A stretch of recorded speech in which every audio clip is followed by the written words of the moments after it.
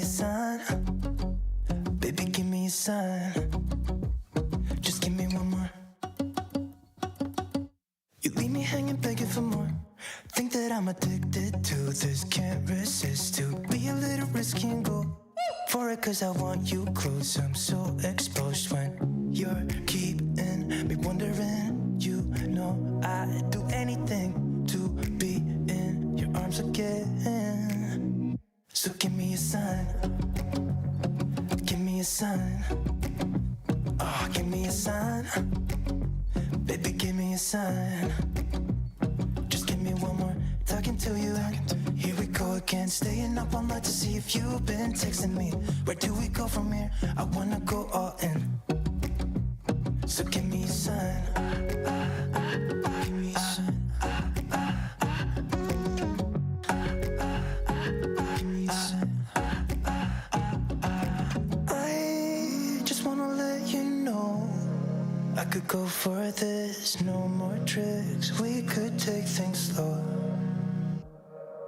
Say you think about it too.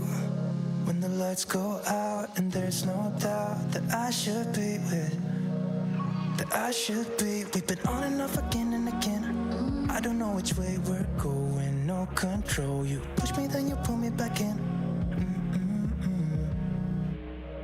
We've been on and off again and again. I don't know which way we're going, no control. You push me, then you pull me back in.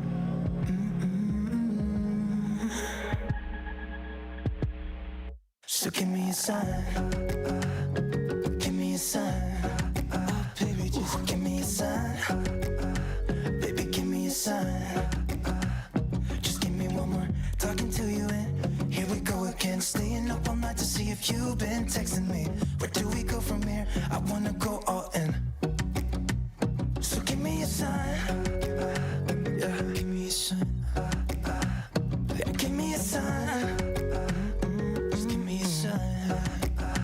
Baby, give me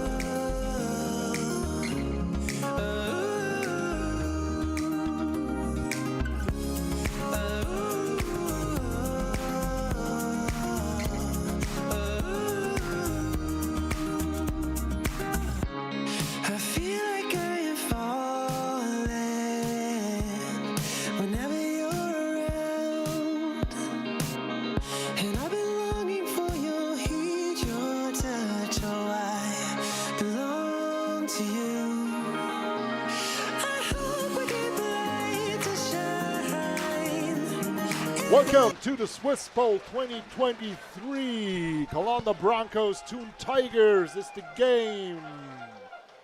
Here in beautiful Grenchen, very well painted field. Also welcome our moments and my co-commentator for today. Thank you very much for having me. Thank you very much for joining me. We gotta have some fun here. Hopefully we get to see a game as the juniors did. Absolutely. I mean, I watched the live stream to kind of get into the flow of commentating a bit, and what a crazy game. If there's anything like that, I mean, that in itself was almost worth the price of admission for anybody here. What an exciting one. Even it was a run heavy, like almost a run only game, where both of the trenches were like fucked up to the game. Anybody that loves a little bit of football doesn't really care in the end whether it's a pass or it's a run. You know, as long as we see the ball moving, as long as we see big plays, big tackles, here we go. We gotta get these soccer wipes back in the stadium. We got some purple fog from the two Tigers. There they go. Entering the field in the white, full white uniforms. They are absolutely excited and ready to go. I mean, they were ready to go in week one, week two. These guys are super just positive guys, always motivated to play no matter what the conditions are. And so, you know, I am sure that they are just all extremely pumped up. It's almost, I'm almost used to say it's a farmer's battle today, because the Broncos are away in the eastern part of Switzerland.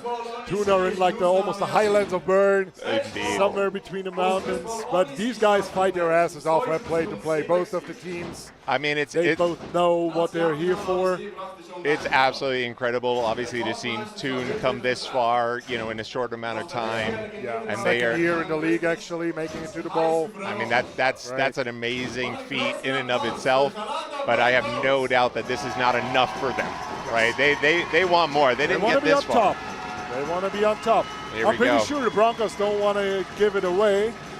Not at all. Certainly not 2 years in a row over here. 2 years in a row after a very close game the last year. You remember it better than I do. Maybe. Still the reigning champ until this game is over. Yeah, I have a couple more hours of being the reigning champ, so I'm going to enjoy that for a little bit. But, yeah, I mean, Broncos are always ready for this one. Yes. This is nothing new to them. You know, one can contrast probably the emotions of both teams. That's going to be one of the biggest contrasts today. You know, Thun not having been in this situation. Obviously, the NLB, you know, championship is a championship. That's a couple of years ago for them, but it's not quite this environment, obviously, with as much as an impact. I mean, this is the highest level that they can play. We're going to try to catch the national anthem is sung live from a sing roll. I heard it on the sound check, and I promise you goosebumps. Okay, I'm ready. I heard about 5 seconds of it. Here we go. Everybody's getting up.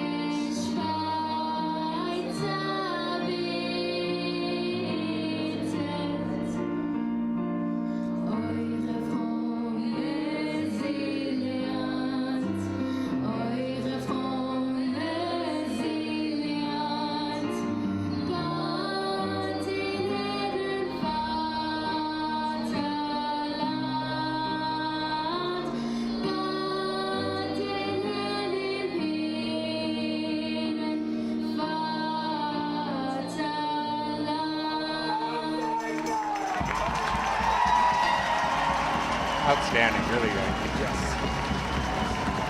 So, you know, the national anthem is where a lot of the players sort of take that little sort of last breath. They close their eyes, you know.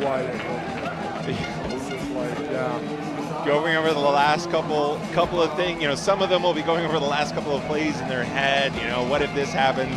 Others are just trying to take the moment in, of course. Just soak it in as good as it can. Yeah, I mean, I can tell you, I cannot remember anything that happened during the national anthem last game. Not even watching pro football in the States during the anthem or something like this. Like, never. No, but this is like a so emotional moment, and every time it happens. Yeah, my mind goes blank. You know, I try to close my eyes and enjoy the music, just enjoy something non-football for the last time in a couple of hours. So, you know, looking at both sidelines, everybody just kind of talking a little bit to their coaches, getting together in their position groups here down. I see Calanda doing that. So just trying to figure out the last couple moments, get each other either, you know, get the slow ones hyped up. Yeah. And get the ones that are a little down. Exactly. Yeah. Try to get everything even keel. You know, it is literally 0-0. You know, we always say that no matter what the score is, but right now you have to be at your best. Yes. Your best plays have to come. You know, in your first couple of drives, set a tone for the rest of the game. So. Talking about one of these four guys staying there for the Calanda Broncos. Like talking about two guys. Number 99, Mauro Biola, was like. Closer to death than to life, I can say it like that. A couple of years ago, he got cancer. I mean, he's back on the field, and he's a beast again. Absolutely. It's incredible to see them side by side. And then there's the other guy, number 20. That's his last football game. He will stop playing football. He's not just a Broncos legend. He's a Swiss football legend. 100%. One of the best linebacker ever played that sport in our country. It's like just honest to say that, to honor that too. Yeah, I think it could be a pretty emotional moment because I know he's the short yardage guy for the Broncos. He runs the fullback dives. He's about to run the hardest he's ever run in his life. If he gets the ball, I promise you he's going to running through that end zone. Even 11 wide guys are hanging on his legs. Because this is like his last game. His dad is here. He's a former very good skier. Danny Marr. He won multiple World Cups. And I don't even know. Yeah, Rex is such a quiet guy that it's hard to find out things about him. You certainly don't find out much about it from talking to him. Yeah. You know, he's a very no-nonsense guy. Like he wants to be here. He loves football. Yeah. Seeing those two side by side is actually wonderful. 99 and 20. You know, both. Also Cindy back in uniform. 28. Yeah, incredible. I mean, it was about 20 years ago that I met both of those guys, 99-20 Rex and Bueller, the first time when I was on the national team for the juniors. Yeah. Junior national team, and we took the train back together out of So I mean, coming back from Denmark and just talking to those guys, and you know, I was relatively young still at that point too, but just both of them being so motivated. I mean, 19, I guess they were at the time, 18, 19, both motivated about football. And really now, 20 years later, look at them both still on the field, you know, both loving this. And executing as they did on day one. Yeah, you know, it's about nothing but football for those two guys. So yeah, it'll be a shame certainly not to get to game plan against Rex on offense. It's sort of, you know, you have to. Yeah, you start with Rex. It's any decent offensive mind starts with Rex and says, okay, you know, if Rex is lined up here, what are our favorite plays? If he's in the middle, hey, if he's coming down on the line, are we going? What is our main check? What are we going to change the play to? You know, depending on where he is. So even in his, you know, I say final game. I've said my final game lots, but given how serious Rex always is about everything, I think I'll believe him until I see otherwise. Obviously, so you know, incredible for him, and no doubt that Thun wasn't sort of sympathetic and thinking, "Oh, poor guy, it's his last game." I mean, they were planning to face a beast in nice number 20. Time. Gotta get that fair catch, get the ball put on the 25. That's what I didn't understand, like all season long. NCAA rule says a fair catch inside 25 puts your ball automatically on the 25. Like almost nobody was doing it. No. Because you don't need to do anything. You just need to wave your hand and catch a ball and you get it on the 25. Absolutely. So obviously, I mean, that's a safety thing that they will have implemented over in the U.S. And yeah, it certainly surprised me at first. You know, the first person that did it, I was like, well, ball's on the 2-yard line, man. Why are you fair catch? Where are you? Here we go. Here's the first offensive play. Snap. We have defense line from the Broncos that is that you don't want to necessarily play against. Well, we have also an offensive line. She's led by Marcel Krebs from the Thun Tigers. He's a former national team player too. Played together with him back in the days, and such a nice guy, preparing his guys like almost perfectly. If you watch videos of Thun, if you watch film, their offensive line, they're executing play by play by play. I mean, we're both O-line, so I imagine we're going to be heavily biased towards O-lines. But I think that's really one of the battles. If the Thun O-line can maintain a certain pressure, can pick up where they need to pick up, like they are doing right now, and leaving them open. Ooh, that's Matt to know. Unfortunately, one of the best DBs almost had a pick there. But right there's a great example, right? That offensive line holding it up. Okay, number 7 able to escape the pocket halftime. If that can happen, if that can happen consistently over the course of the game, Thun can maintain control, finish off with points, whether that's a field goal or a touchdown, then we're going to have a really good game to see. So, you know, as any football game is, up to the guys in the trenches, but I think Thun's O-line will be the biggest factor there. Can they compete against? First key play now, third down, play action. Not play action, run fake, yes. Sack. And the sack. That's right. And it was Marco Muzio, the starting left tackle, also playing defensive end, playing both ways in your National League A final. That takes a lot from you as a player. He's not playing full drives, but he's playing in situations like that because he's a beast at the edge. Absolutely, he's also doing a hell of a job as a left tackle. He's got a good motor on him always, right? So, you know, he's going to keep going. And that's really one of the characteristics that, you know, we see on the entire Calanda team, but really on their D-line. You won't get guys just walking ever. These guys are well coached. They go for it. Nice punt. A good roll for the Thun. No return. Okay, that's probably. Don't make him return because you don't want to put the ball in Max Gray's hands. Absolutely not. So you don't need to. That probably crossed 2 checklists off of Thun's little offensive board. If we're going to have to punt, let's get a forward roll and let's get it to go out of bounds at the last moment. We don't want to have to defend a guy like Max or really any of their other playmakers in a space. You know, 100 yards field is also something that's a little bit different, and it does create more space. We have Moritz Bowler in motion. Pass complete. The ball free. Wow.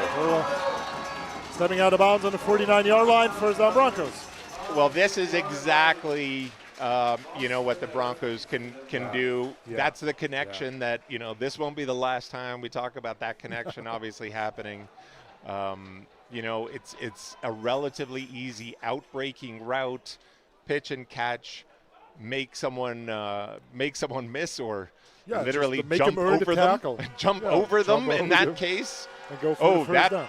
That I roll think. Out to the left. I think that was a false start. These are some of the little jitters and bugs. I think that was 29. Is that Mo? Yeah. He should be old enough to not foster, but absolutely. Obviously, well, it happens. It happens the best. It happens pros that gain millions a year to just doing sports. And Bowler was also part of that junior national team 20 years ago that I was a part of. So that's also where I met him. You know, so some of these guys really, you know, a lot of new faces, still obviously over 20 years in the league. But man, you look out there and you see a lot of old ones too. It's incredible. Thun fans making some noise. Thun's putting that outside pressure. Get it in hand off, I think it was Kenneth Muzio, number 17, or is 19 Lucas Lutscher? That's Lucas Lutscher. Well, talk about old faces. Yeah, we're just, this is you know, this is really a nostalgic moment for that. What would have been the 2009-2010 junior national team that had all of these great guys. We lost that game somehow. You know, when I mentioned the names that were on there, you think, how on earth do you lose a game like that? Nice tackle, stopped for. I think that's not that short. It's no first down, so 3rd and 1 then. 3rd and 1. I mean, Thun's got to be sort of happy with these sort of things. Now jumbo packages coming with Rex Marr on fullback. With the German guy, 93. I can't remember his name. I always forget Felix Senkar. He's playing running back then, and we have.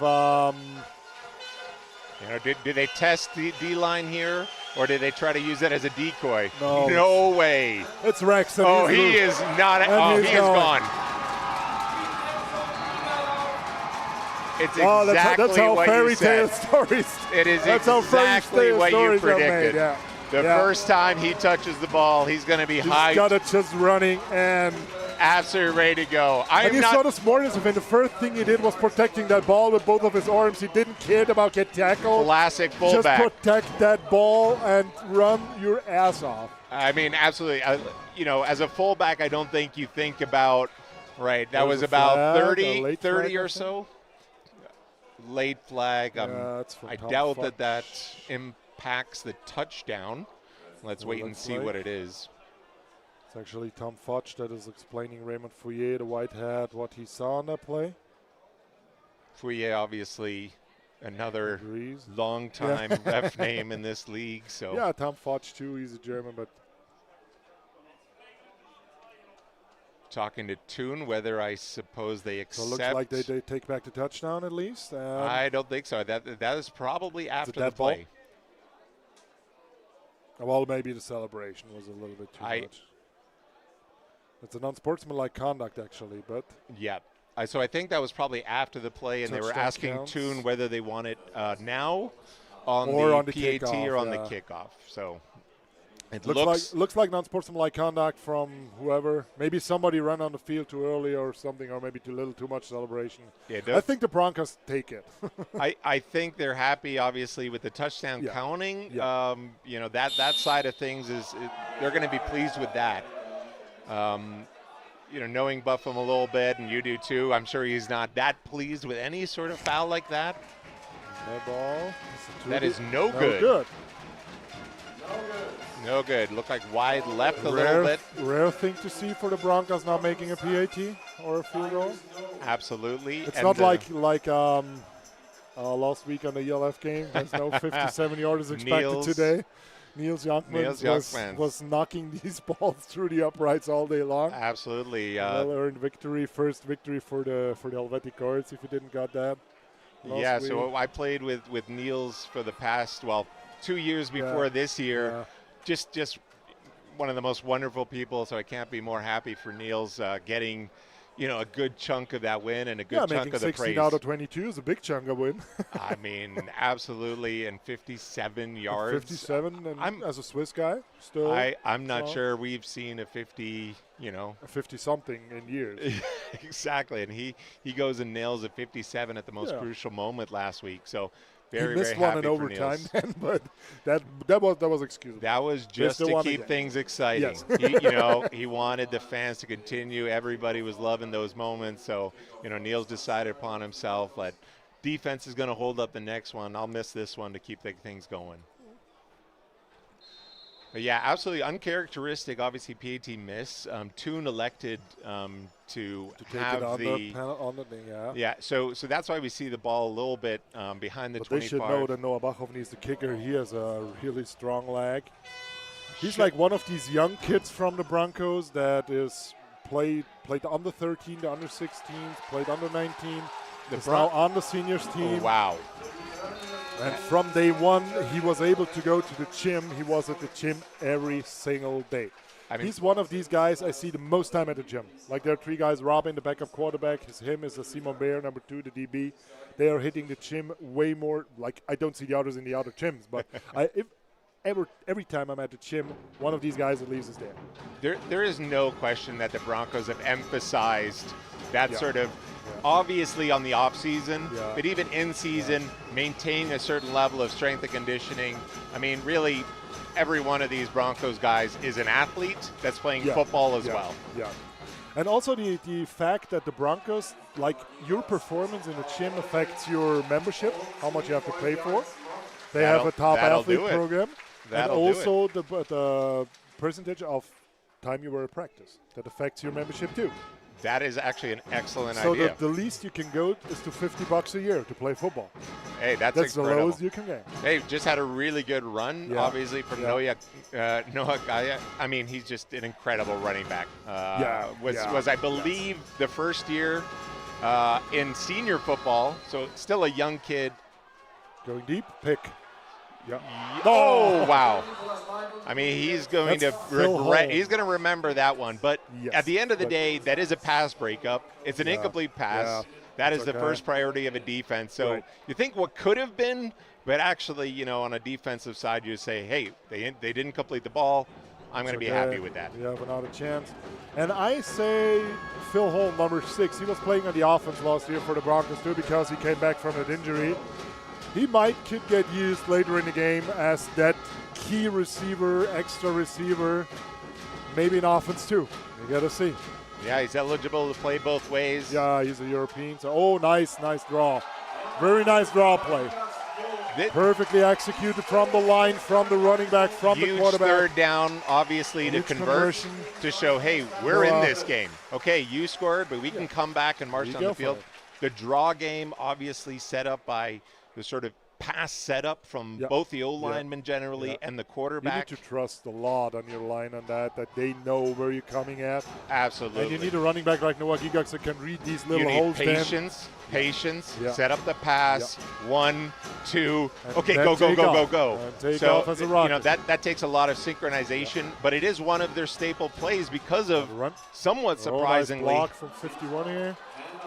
Nice stiff arm, and then it's Sebastian Katz coming in for the tackle. About a 3.5, almost 4, 4-yard yeah. gain. Pretty close. I mean, It's a this very is nice block from number 51, Pat Neunschwander, left guard from Yeah. the Tigers. these are the sort of plays that running back Noah Gajak can make. Yeah. He can turn that 1 yard. You need to tackle him. He can turn 1 yard into 3, 3 into 5, and those are the kind of things that keep drives alive a lot. And his feet are never stopping. Never. A nice rush here from the Broncos D-line. Oh, that's almost a sack. Almost a sack. Probably a sack by just a couple of inches there, judging by the initial referee spot. Now, I know the running backs Noah coach. Schlegel. The running backs coach has the same last name, Gajak. Yep, And so Gigax. Gigax. I'm just going to say it as I read it, or as I've read it for years. But I am not sure if this is a father-son combo, but I mean, don't know either. he works obviously so hard to be a good player, and to have your running back coach perhaps be related to you in some way. Ooh. That pass was off too. Ooh. Pass was off. Perhaps also a little bit of hesitation on 36. Off the receiver, yeah.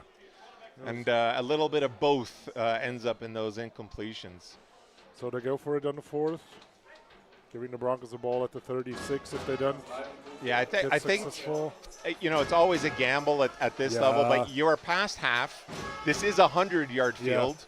You know, so the Broncos do have it's a lot of yards to go. Yeah, it's 63 yards to go, not the typical 45 or so that you might have on a shorter field.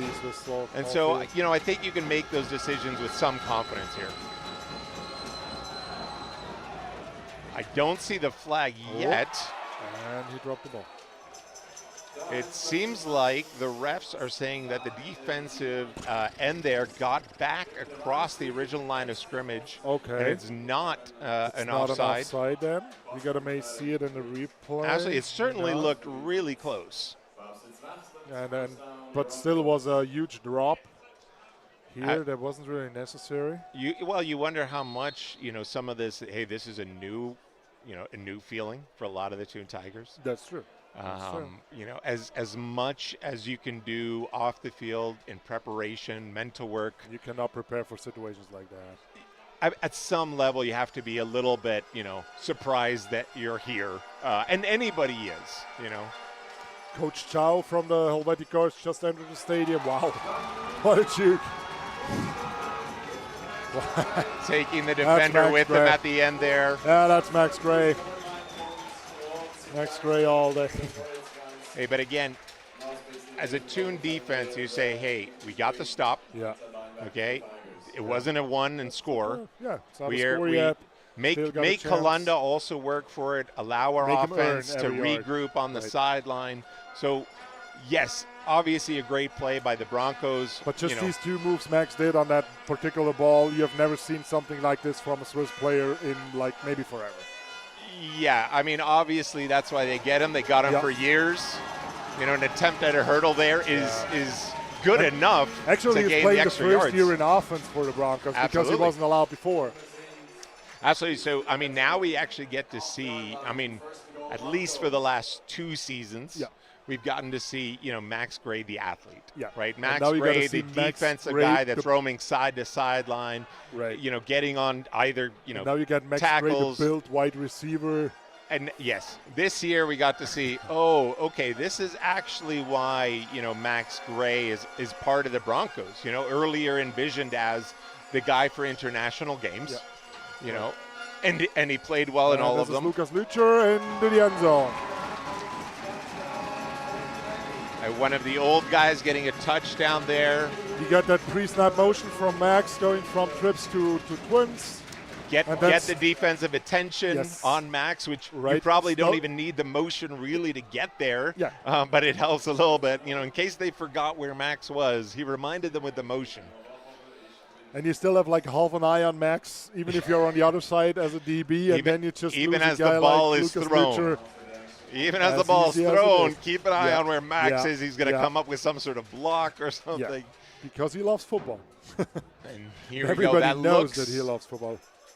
It's good this time. It's good, That looks good. 13 nothing lead now. Corrected for his mistake. No penalty for excessive celebration or unsportsmanlike conduct, as the penalty would have been called. But cleaning up a little bit. Everybody should at this point, you know, certainly on the Broncos sideline, be a little bit more settled down, saying, okay, you know, don't get too excited too soon.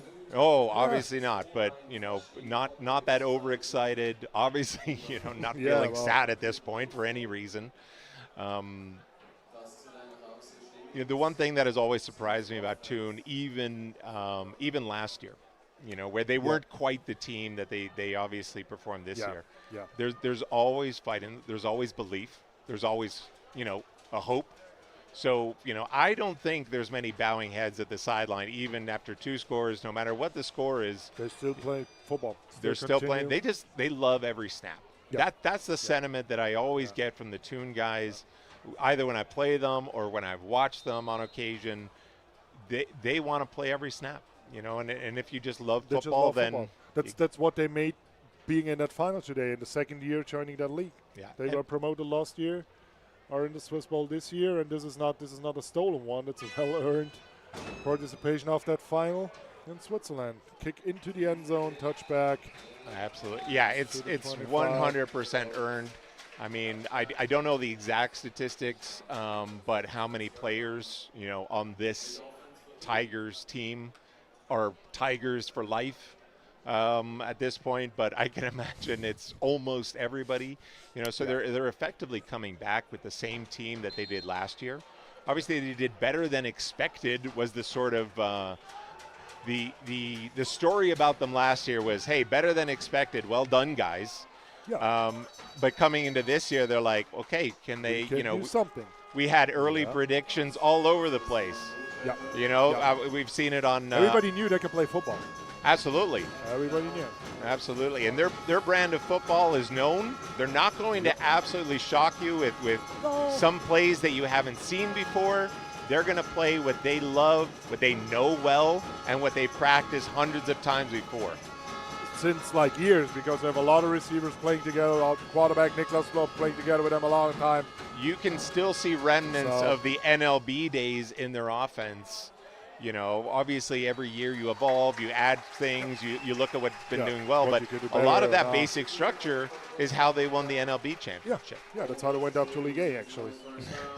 League A will have 8 participants in 2024. St. is coming up, well, as far as I got. Yeah, they certainly have that intention. Obviously, I believe officially, you know, we have to wait till the official league vote in December. I get more the feeling that everybody's kind of up for that. And then the other question is, Lausanne want to go up for League C, and maybe there's a second team want to go up to League B, not League C. Absolutely. Well, I mean, Lausanne we know from even being in the NLA not that long ago. Yeah, that's true. Right, and so I'm sure, you know, those ambitions are there. You know, I know their quarterback, Roman Beta, fairly well. You know, he came to a lot of the Baron practices last year. I went to some Freeburg practices. A nice guy he is an absolutely wonderful guy and ambitious. So I have no doubt that, you know, as the quarterback of that team, you know, he'll want to go and keep testing himself and keep improving. So obviously, you know, you need a whole organization to agree. And here's the pick. Oh, again. Wow, these balls are dangerous. This third pass is all that almost got picked. Absolutely, but Thun lives and dies off of these things that you absolutely think this is a pick. Oh wait, no, they somehow come up with it on the sideline. It's a first down. So and now they have a third down and maybe converted, and nobody's talking about that previous play again. That's how football works. Hey, they might run the exact same thing and convert it, you know, to make sure nobody talks about that. You know, it's at least 11 on the bottom here as the opportunity. 3rd and 7, so, you know, definitely makeable downs for this Thun offense. Quarterback run, and he's getting stripped, And the ball is loose. And the Broncos got it. That's the Serbian, it's the Serbian edition of the Calanda BRONCOS. This is Dusan Novakovic. Wait until he takes his helmet off. He's wearing a Irokese now. He's a ginger guy, but wearing an Irokese now. And he's such like, he's walking around the city with a green bathrobe. He's like driving a pink bicycle through the city. He's like, but on the field, he's a beast. I mean, he's just a beast. And you saw it there, his experience he has.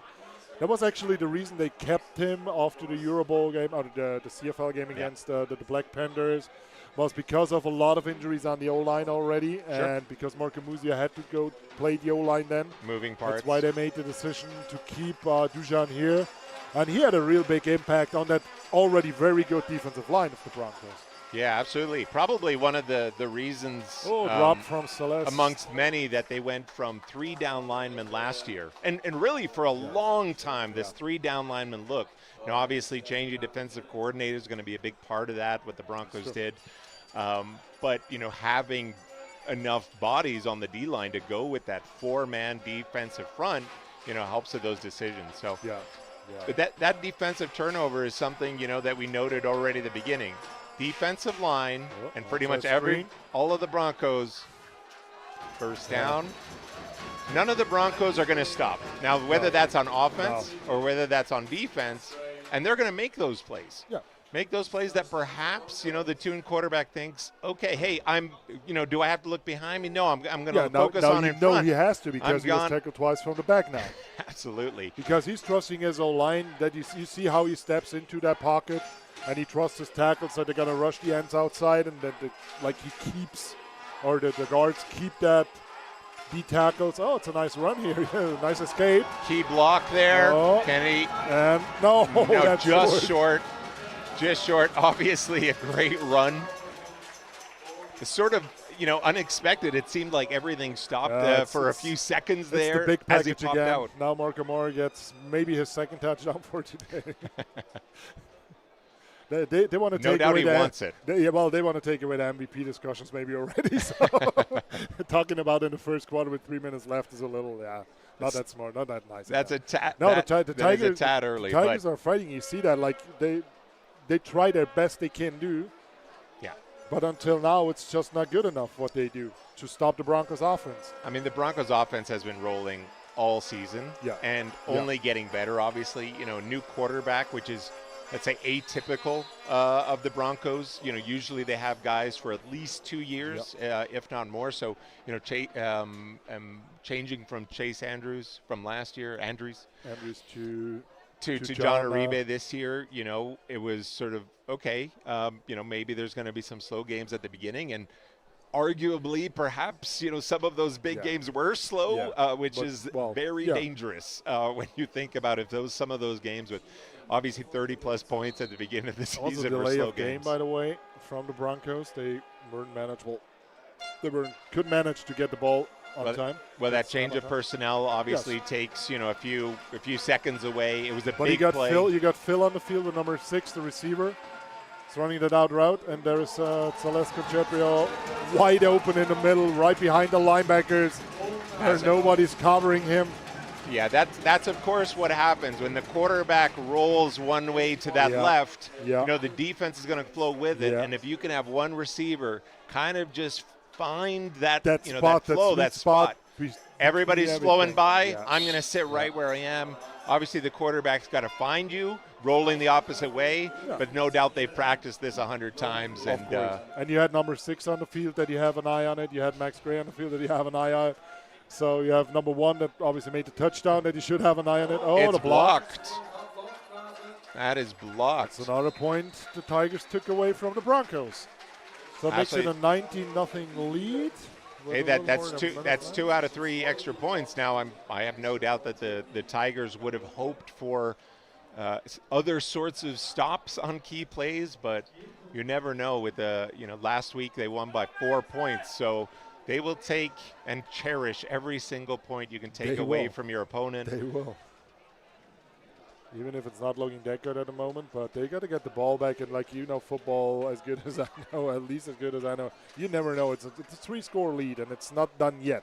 3 scores. 3 scores. You can come back from that. Obviously, last year at pretty much exactly this time, hey, it was 15-0 for the Broncos. Yeah. Against the Barron Grizzlies, and obviously the Barron Grizzlies, being included, came back from 15-0. Right. Now 3 scores, that's 2 scores, but it doesn't mean a whole lot with this much time left in the game. No, then if you get the comeback, you have the advantage on your side, of course. You have to tighten up. Yeah. You probably it's a have more than to. 2 minutes actually in that first quarter, so it's 2:15 before that kick. A little bit short. That's going to be returnable. Yeah, he will. But I'm not sure you want to. Yeah, elects not to go for the fair catch, but looks like a good decision of 2 yards gained opposed to the fair catch. To risk your life. Hey, this is what we do every time we put on a helmet. That's true. So that's true. And those 2 yards, you never know. Like it's really about every yard, every inch. And that was actually Melvin Sassi who missed the tackle. He's a former Swiss karate national team athlete. He's a hell of an athlete. He's doing like somersaults and backflips out of like 1 leg stand. And if he were allowed to jump kick there, I'm sure he wouldn't have missed that tackle. But here we go, another run. Oh, what a tackle! And a fast tackle by Rex. Yeah. Send him off the edge or somewhere between tackle and guard, and he will be there where he has to be. You really need to get at least a body in front. You need to get a body between so he has to Rex run around and then somebody. At least, and a little, absolutely. A little at least. Don't let him get that, absolute closing speed, those perfect pursuit angles. Rex will get you on those every single time. He's not miscalculating a pursuit angle, not doing any of that. He will find you, so you have to get a body in between. You have to be aware of that. So it's 2nd and 12. Quarterback's changing the play. Looks like he saw something. There's a cutback from Gigax. He certainly may have seen something, but I'd hate to guess what he was. Tackle. I'd hate to say what he was running away from on that adjustment there. With just a gain of 2 yards, obviously that's not what you look for. If you're going to change the play just pre-snap, it's almost always because you see something definitive, and to get just 2 yards out of an audible is probably not what he was hoping for there. And really, these are the situations that Thun has to try to avoid. These 3rd and 10. Right. They've had 3rd and 7s, 3rds and 6 before. Some of them converted. Manageable. 3rd and 10 is another ball game with these Broncos athletes. Oh, that's a free play. That's a free play. Tries to get it somewhere. Tries to get a complete pass. Probably not exactly taking advantage of the free play, obviously. Really, because 88 was free down there, but he might not have seen it. No, obviously, under direct pressure, I mean, that's what happens a lot with these sort of spontaneous snaps that happen. And the O-line isn't ready for that cadence. Body out there is like hard too, so. Yeah, you're just not used to that cadence. So there's some confusion. Is this going to be a play? Is this not? It's hard to practice those situations of spontaneous snaps. So you usually do get the QB a little bit under fire. QB should know that and at least take a little bit of a chance down the field. But if you just can't see it, you can't see it. Again, you don't practice exactly these situations all the time. Oh, that was not a good. throw, or the Yeah. receiver was not expecting the ball where he was. Yeah, I'm not sure that should be some kind of hitch route to get that ball, or just a turn, because it looked It short. looked like turn and try to come at least a little bit towards the ball. So didn't came towards the ball. No, it's a typical short. sort of screen look, and that's exactly the danger of that screen look. Not necessarily that the outside cornerbacks come and make the tackle, but somebody in between the ball and the receiver can get down the field and intercept that ball, because then it's a pick six. There's literally no one left. So you got to be careful with those kind of throws. They don't want to give the Broncos anything here. Very similar sort of punt. Going perfect to the maybe 32, 33-yard line. Yeah, I mean, that's what he's looking for. That looks to be about his punt range. Yeah. And going just out of bounds. Just out of bounds to not make it happen. Any returns. Perfect. Happens. Yeah. So that's obviously as far as what you look for as a team when you punt. That's probably what he was looking for there. Yeah.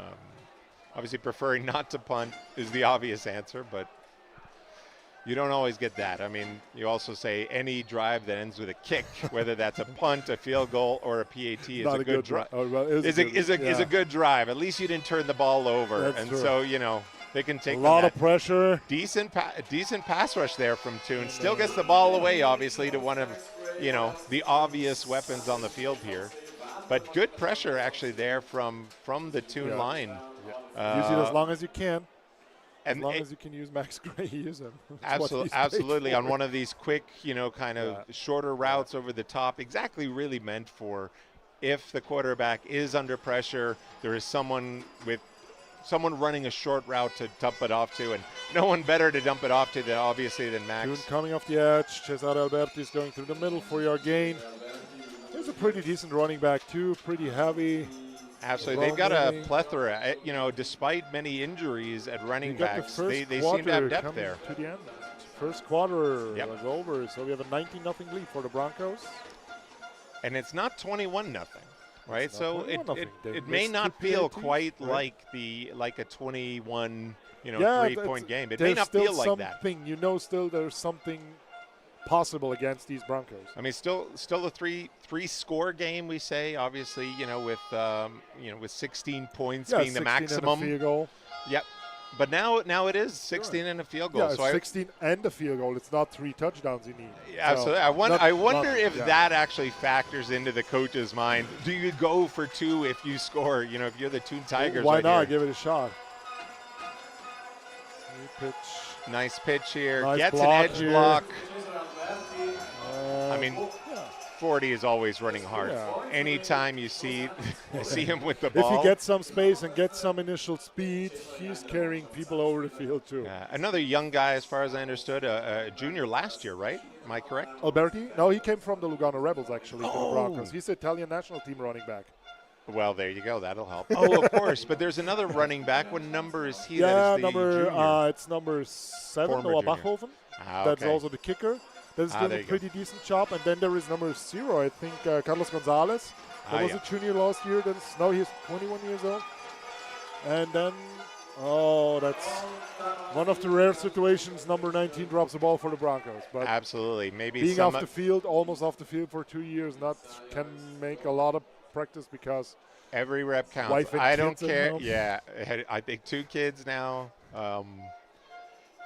And still playing on the field. Pretty incredible. Yeah. I mean, still starting. Still making plays, Still making plays. Yeah. But every rep counts, in practice. So, those drop balls are likely results of, less practice time than in previous years. But very typical route, an inside breaking slant there from 19. Yeah. Very much within his range now. And I was just about to say. He sold that fade. And then just stopped on a dime. I was just about to say there are 2 routes that Lucas can still be relied upon to do. The quick throw, inside breaking slant, which he just dropped, and that curl. Yeah. That curl, because he sells that deep ball. Yeah, and you have to stay deep as a you have to respect. He's a tall guy, so yes, he may not have the speed, that not he once anymore, was. But he was always just a go up and get it type of receiver. Now they have crossing routes. There he is. And here's Yeah, he makes up for that drop there, obviously, with a great catch. Another sort of in-breaking, probably a bit deeper. Max and then Lucas doing that cross. Absolutely. And just distracting the DBs as enough to get Lucas open for the TD. Yeah, and a quarterback like Uribe is not going to miss in the that replay. one. Maybe we get to see it from here. They just cross, and like nobody's covering 19 anymore, and he's in the end zone untouched. Like the only guy touched him was his own teammate. That was Max Gray because they had a little miscommunication there. And you saw by the way that he caught that he was not going to drop that. No. It's not exactly the way you want to all be hands, but if you just need the catch. It's not textbook catching. If you just need a catch, use your body, ball. use everything. Everything, yeah. And he said to himself, I'm not dropping this one after last time. Just make it happen. Yeah. Yeah, and then we have the 26-0 lead now. Now you're talking about a 4-score lead? Yeah, now obviously, the Broncos offense being hard to stop, everybody knew about that. The Thun Tigers defense having some issues, especially with a couple of key injuries. Yeah, they're good, really great players on the Thun side. And Thun Tigers really pride themselves on being that homegrown team. Not only homegrown, but for the most part, Thun-grown. Local Thun-grown guys, and so you don't have that much ease in replacing some of these great players. Yeah. If you were more open to getting guys from everywhere and maybe they can risking, you can have some depth. Right. But when you lose a player like number 77, their defensive end, anyway, someone like that is going to be hard to replace. Right. But it's going to be just that much harder to replace locally. And don't forget, we're talking about the offense where obviously Max Gray is number 1 receiver. Then you have a number 2 receiver with Celeste Conceprio, number 1. You have a number 3 receiver with Lucas Lucher. You have a number 4 receiver with Moritz Boller. Yeah. You have a number 5 receiver with Phil Holm. I mean, it's insane. It's almost impossible to cover these four of these guys at one play. Exactly. If there is not enough pressure you mentioned number 4 and 5 receivers. Yeah. They would easily be number 1 or 2 on most of the other teams in this league. Right. Not, we're not talking about other leagues. Oh, if they went to, in this very league, if they switch teams to another team, they'd be starters. And you think about how that must be also for them. Does it cause frustration? Probably not under this team. No, because they get better. They get better and better and better. But they get touches. They get the ball. Yeah. And the way that I feel that this Broncos organization has made their players, they're so proud to be a part of this team. That they're happy, when the team wins. They're very much team guys. So yeah, obviously they are. And I think similarly with Thun, obviously. Yeah. Thun is I remember the Thun guys from back in the days on the national team. There were some of them. But they were always good muted. They always loved to play football. They always loved to get teached. They soaked in anything they could. That's an incompletion, I think. Yeah, I think that's a completion. Yeah, and then forward progress. Progress stopped. That's about a 5-yard gain. Good completion. Perfect. Those are the types of things that they're going to have to rely on a little bit now. They've tested them deep.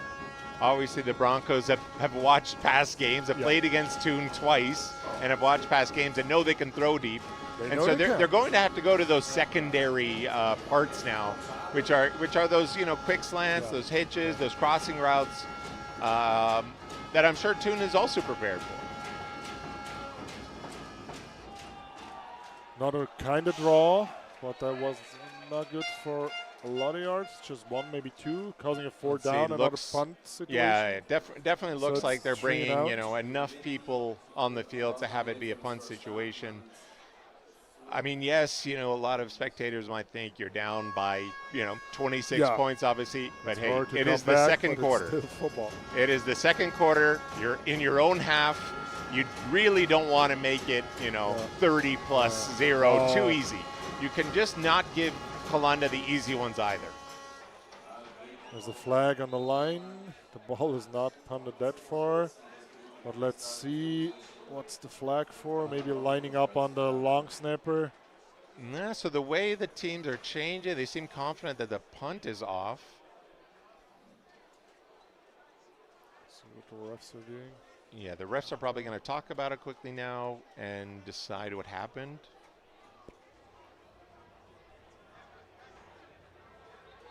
Let's see the call by Fourier here. Looks like Thun is coming back with their offense. There's the foul and the defense. What I said, it's a lining up snapper, but you cannot attack the long snapper. He has a protection. Yeah, obviously, you know, when you're in that very vulnerable position, your head is down, your back is bent. It's not nice to get touched then. No, so I'm very happy I did that for a game this season with Zurich, and I was very happy that this rule exists. I love that to do because, like, you can play football and not get hurt. So this is the only way that I managed to convince my wife in that game that it's okay. It's okay, babe. I'm gonna play this time. It's gonna be okay, but I'm just gonna long snap for punts, and nobody's even allowed to touch me. Yeah. She still probably wasn't happy, but. You know, generally she's always been super supportive here. Was an early contact there, but he was playing the ball, so I'm fine with not throwing a flag there. Yeah, absolutely. That's okay. Yeah, I mean, speaking of receivers, though, like the Thun Tigers have a host of receivers themselves. Sebastian Katz, number 4, he's the younger brother of Konstantin Katz, playing for the Frankfurt Galaxy. Oh, there you go. DLF, played together with him in Stuttgart back in 2015. And because he's the little brother, they call him the Mini Meow. Oh, that's right. Now I heard about that. That's great. And he's a nice guy. He's a beast on the field, but he's probably one of the nicest guys. You know, the more I've traveled, you know, to see other teams, or the more I've been able to talk to other teams in Switzerland. I mean, there are teams that you love to hate, right? But nice in the end, I still haven't met like genuinely terrible people on any team. Almost every team is full of like just good guys. Good guys. You know, there is something about football that I think creates yourself. That ultimate trust in someone other than you to protect you. You know, every position has that, where the guy to the right and left is charged with you know, protecting you from something, and you are charged with protecting them from something. So that builds a camaraderie that I think just results in genuinely, you know, pretty good people all around. Yeah, most of them. Like, the protection looked like it would be a screen, but it wasn't. I was honestly about to say, watch out for the screen here. Yeah, but it looked like leaky protection. Yeah. Started raining. Oh, yeah. So the players get cooled down a little, and maybe a little more run then. Yeah, well, as long as this doesn't continue for that long, I'm pretty sure most of the players actually appreciate this. Yeah. There's a little. Also, the people in the stands, when there's at least a little wind. Yeah, there's a bit of cover. Everybody's covered except the ones with umbrellas, obviously. Absolutely. So we might see some balls slip through some fingers here. Punt to the sideline. I mean, it's clear that they have been practicing Yeah, that sideline punt to the right. Yeah, and he's executing it well. Yeah. You know, you don't want your punt team obviously to be your best executed play. But still, you need to take care of anything if you play the Broncos in the final like that. This is the final. There is no next game for either of these teams. Every detail counts, and every detail makes a difference. Can make a difference on that game. Absolutely. Yeah, no, speaking of some of these. Left on the second quarter, 26-0 lead. Yeah, speaking of some of these good guys, though, on the field, even last week, you know, a very tense game against Zurich for these Thun Tigers. Yeah. I was playing right tackle at the time. A new defensive end comes in. It's a tense moment. I can't remember what down it was, but it could have been a big third down. And the guy still wants to shake my hand just before the play. So you go and line up, and the new defensive end says, "Hey, I don't know you. I wish you luck. Let's shake hands." Yeah. And that's how football should be. You get a holding penalty, by the way. But, you know, it's such an amazing attitude to go in there. Yeah. Obviously, you know, this is an aggressive game. You've got to use that aggression smartly. You have to. And it's amazing to have guys, you know, come in and go, hey, you know, before we try to hurt each other. We got to shake hands. Let's shake hands and wish each other good luck. And then, you know, you just don't find that really. In any other sports, I think. Well, maybe in darts. I don't know. I'm sure the feuds of hatred flow well after a couple of beers and darts too. So they're not allowed to drink anymore, actually. that's probably a good idea when you're throwing very sharp objects around. Another fun fact is table soccer got taken by the Swiss Olympic Federation, like the Table Soccer Federation, and they are not allowed to drink alcohol anymore at the soccer tables now. I mean, you're ruining the fun of the initial sport, I think. Well, it is a sport now, so because if you practice, you get better, so it's called a sport. All right. It's not everything that you do often you get better in. No, but hard to argue with. I mean, I grew up in Spain where they play foosball or foosballin, footballin, they call it, and so I grew up on that. I love that. But I don't know how many games of that I want to play without at least a beer in my hand. Yeah, it was a go-to sport back in the days when you already had a couple beer, because that was the only kind of sport you could have. Well, absolutely. Indoors, you got your darts, you got your foosball. You usually used to be close to a bar. 7 minutes left in the second quarter in that first half of the Swiss Ball 2023. Thanks for joining the native crew, presenting you that stream. Thanks for all the donations on our stream. Thanks to Sigisberg, a nice screenplay here. We finally see the screen. You don't want to have waiting for the blocks.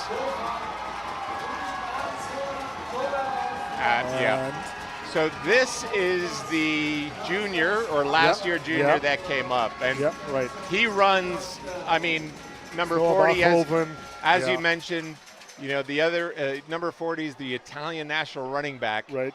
You got to back up like that. And this guy is the junior that just came up, and I legitimately get them confused. I remember when he was playing the last year in the under 13 season. I was the head coach of the under 16 of Calanda BRONCOS, and there were 4 players coming up: Noah, Robin, and Simon. Yeah. And they all were so small, there weren't any helmets that fit them to find in Europe. Oh my Lord. They were practicing with the 16 years old. They were like 2 heads taller than they were. Just extra padding. Executing every practice. We're there for every practice after their under 13 season ended. And at the end of the year, good. We put them on the field, and they had some live action at that age already. I mean, this is actually, the Broncos obviously used to be criticized, and I'm talking, 10 years ago about the imports that they bring in. 10 years ago built is here right now.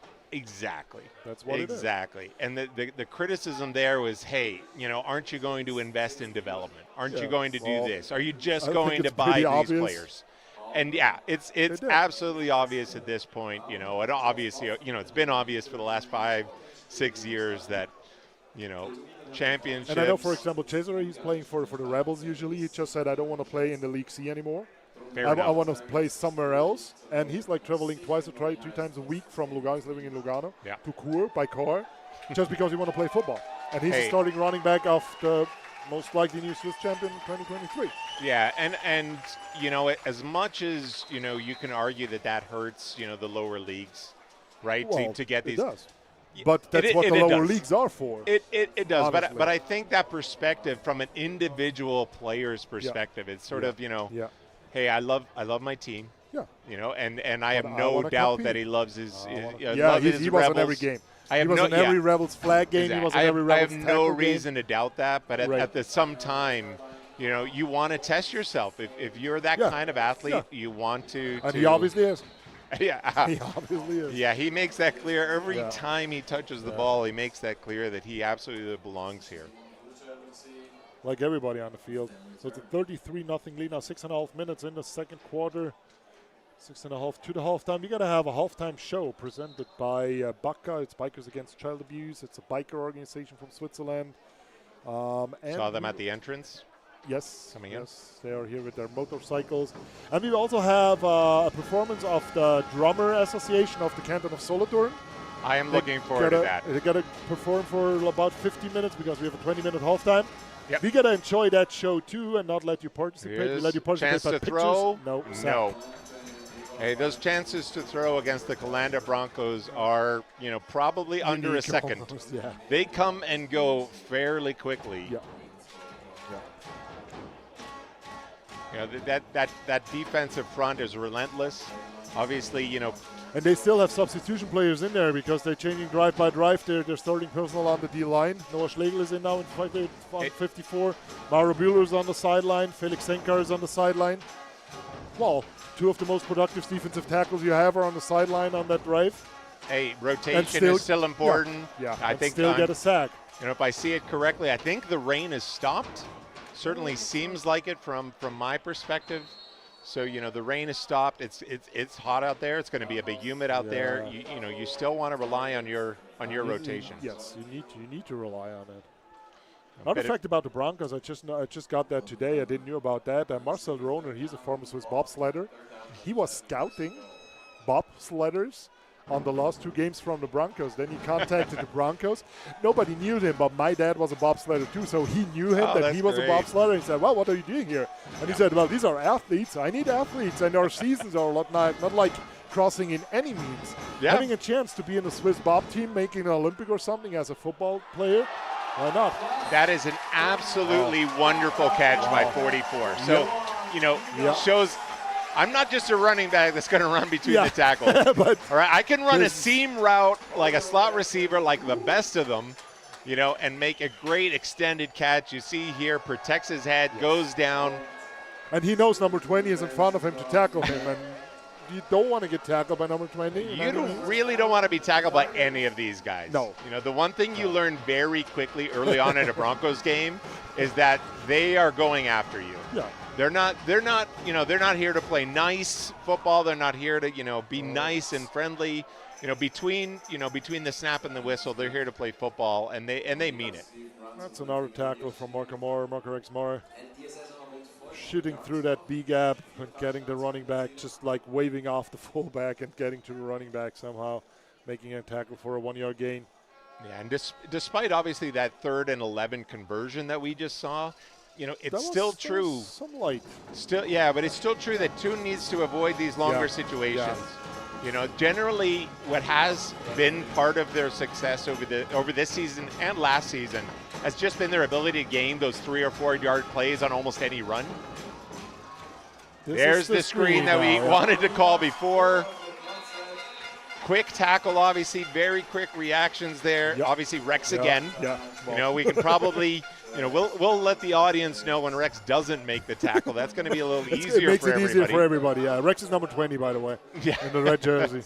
Yeah. The guy with the Game of Thrones hair.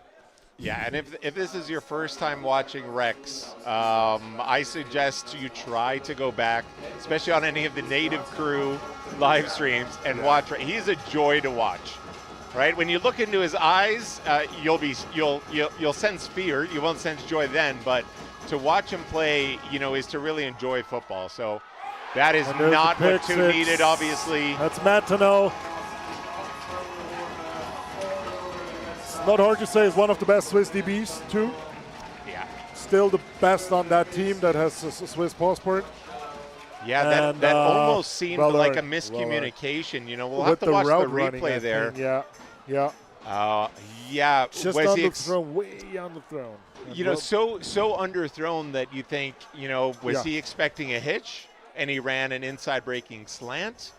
You know, or was it just another miscommunication? Yeah. Yeah, it's unfortunate. Was not forced, by the way. It was like was pressure from the D line, but he wasn't under heavy pressure. Yeah, but the force doesn't necessarily, you know, at this point of the game, doesn't necessarily come play to play right now from the Broncos.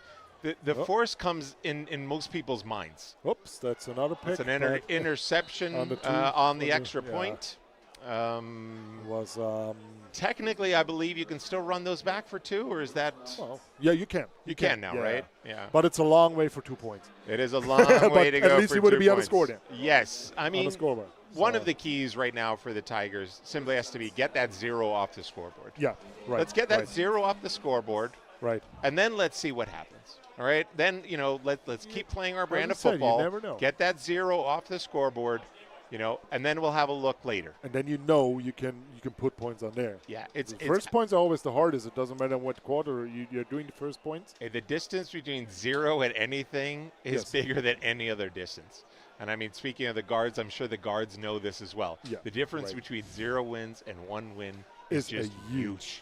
Even if the win wasn't as pretty as you wished it was, but nobody cares. A win is a win. A W is a W. Not one single person on that team or fan of that team is doubting about how that win happened. It's a win. The exact score, the exact plays, those will be forgotten. But that that one, and whatever it turns out to be at the end of the season, that's huge. It was the same for the Bear and Grizzlies this year.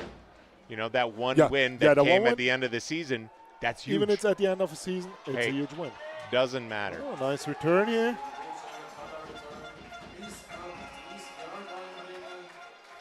Solid tackle. Obviously, still preferable. A 5-yard gain over catching it fair catch, and showing that, hey, you want to play football. Hey, let's play football. Want to play football. We're still on the field. Obviously, after the pick six, Thun is back with their offense on the field. Yeah. So let's see how productive they can be now. They did Broncos, have a few by the moments. way, supported today by their new mascot. They have a real big mascot, and also their cheerleaders. To stand up to see this. There you go. I know the guy who's in there. He's a teammate of mine at the Orcs. Yeah, I have no doubt the camera will go to him at some point. Well worth having a look. I think so. We in Zurich this year, we obviously only played the Broncos once, and that was in Zurich. So we didn't get to quite see the new home of the Broncos. The temporary home of the Broncos. Right. But it was like they will start building that new stadium like now. It should be finished on 2025 for the 2025 season. Yeah, that's incredible to have that sort of support from the city. Yeah. Obviously deserve support. When you win games, when you win championships, especially international games, when you can win international games or even play international games, that's a big part of getting a city to be behind you and support you. Yeah, and like all of the city government, like most of them, there are only 3, but all of them are happy that the Broncos are like competing nationally and internationally, that they bring 600, 700, 800 people to the stadium, doing something for the city, doing something for youth sports, being at every event, doing their stuff there, and that's how you build connections, and that's how it works. Like, they've worked hard for it. I mean, this is 10 years, 10 years of hard work. 15 but years like, basic consistent I talked with an American guy like 2 weeks ago about Swiss sport, and the biggest thing in Swiss sport is you have to invest money to get something, but nobody's willing to invest something. So how can you ever be good if you're not willing to invest something? For example, my neighbor's son, he was a kart driver. He was driving go-karts. And then he went to the Formula 3 car of Sebastian Vettel and was 0.3 of a second faster than him on the Nürburgring. And then they said, well, we want to have you at the Formula 3. Yeah. Well, I got to come. Okay, just bring 300K. Oh, okay. Thank you. Sure. I'll just get that for you by next week. Yeah, no problem. So that's how Swiss sports work. And he's a Swiss guy. Like, Switzerland has more money than any other country on that planet, but just not for sports. Yeah, well, of course, we're relatively risk aversive, and investing in this sport, is still. That was a good decision. He gets down. Slides at the line. Unfortunately, just before the line is scrimmage. Yeah, he should know that when the slide starts, that the ball will be spotted there. It doesn't matter where the ball is. I think he was looking forward, not left and right at the chains, and thinking, who might hit me over here?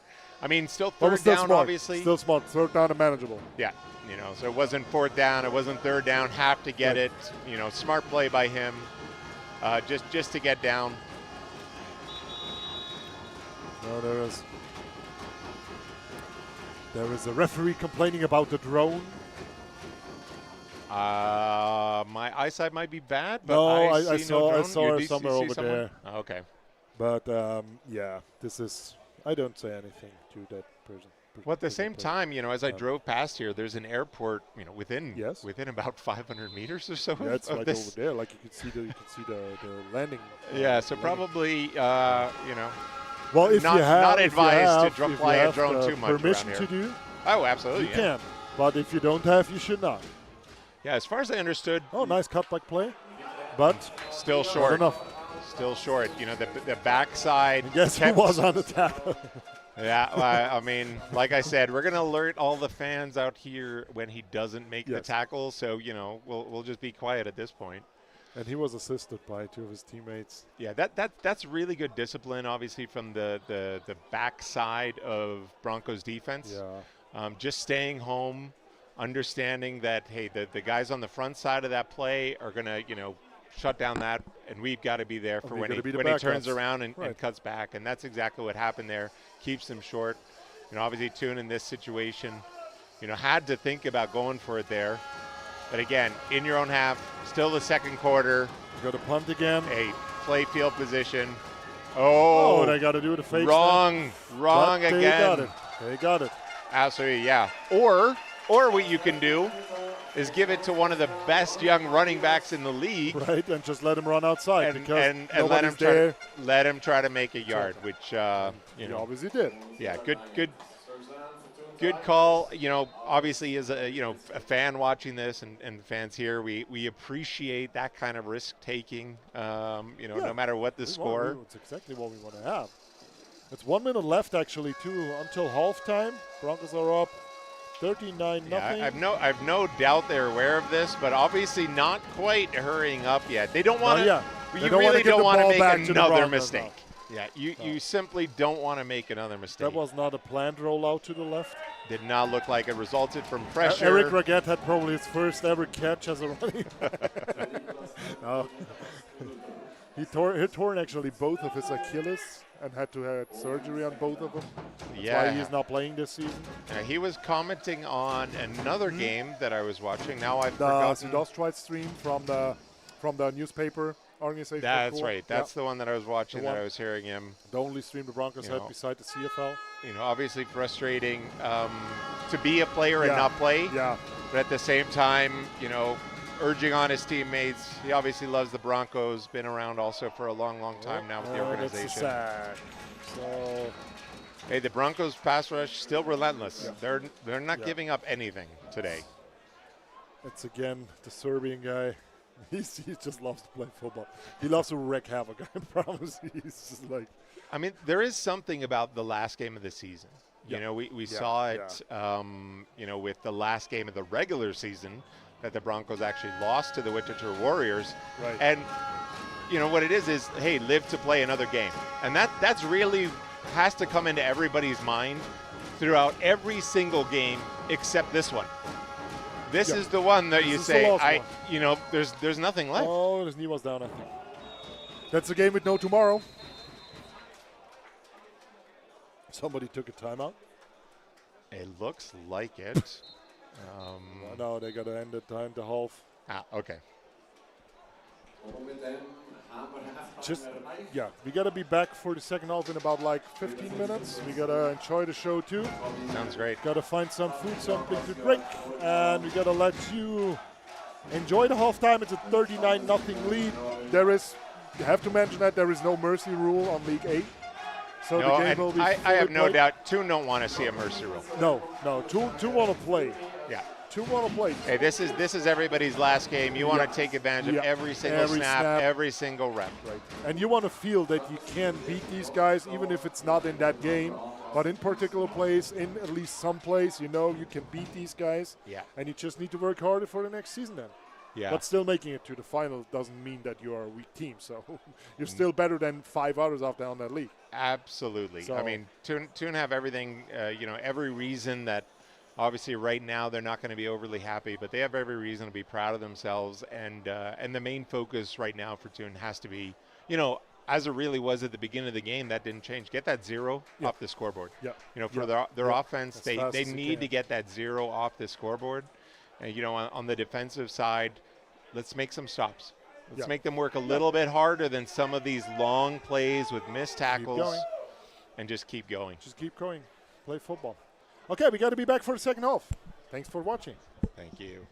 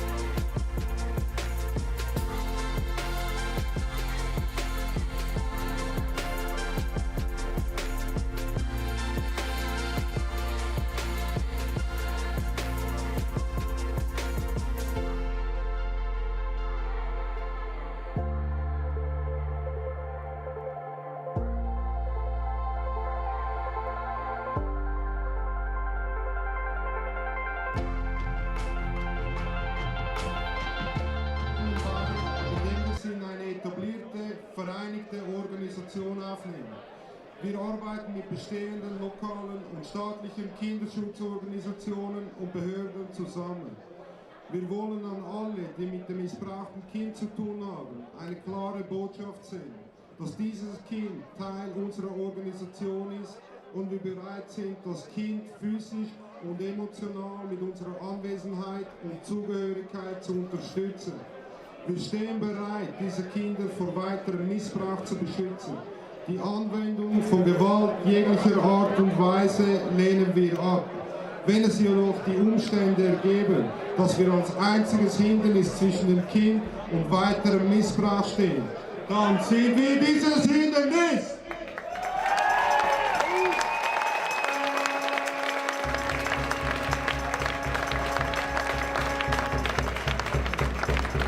Ja, ganz herzlich willkommen, schade bei uns.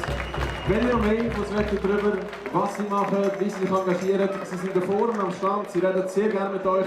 Für die Kinder hat es auch noch so Kleber-Tattoos, die sie vorbereitet haben, also wer sich da noch dekorieren will, absolut willkommen. Wir haben jetzt aber noch einen weiteren Punkt. Wir kommen zu der Halftime-Show, die sie ja schon erwähnt haben. Ihr seht sie, ihr seht sie noch nicht, sie stehen hier im Thun bereit. Hinter mir sieht es aus, als wäre alles parat. Darum würde ich mal sagen, einen ganz, ganz grossen Applaus für den Tambourverein Solothurn.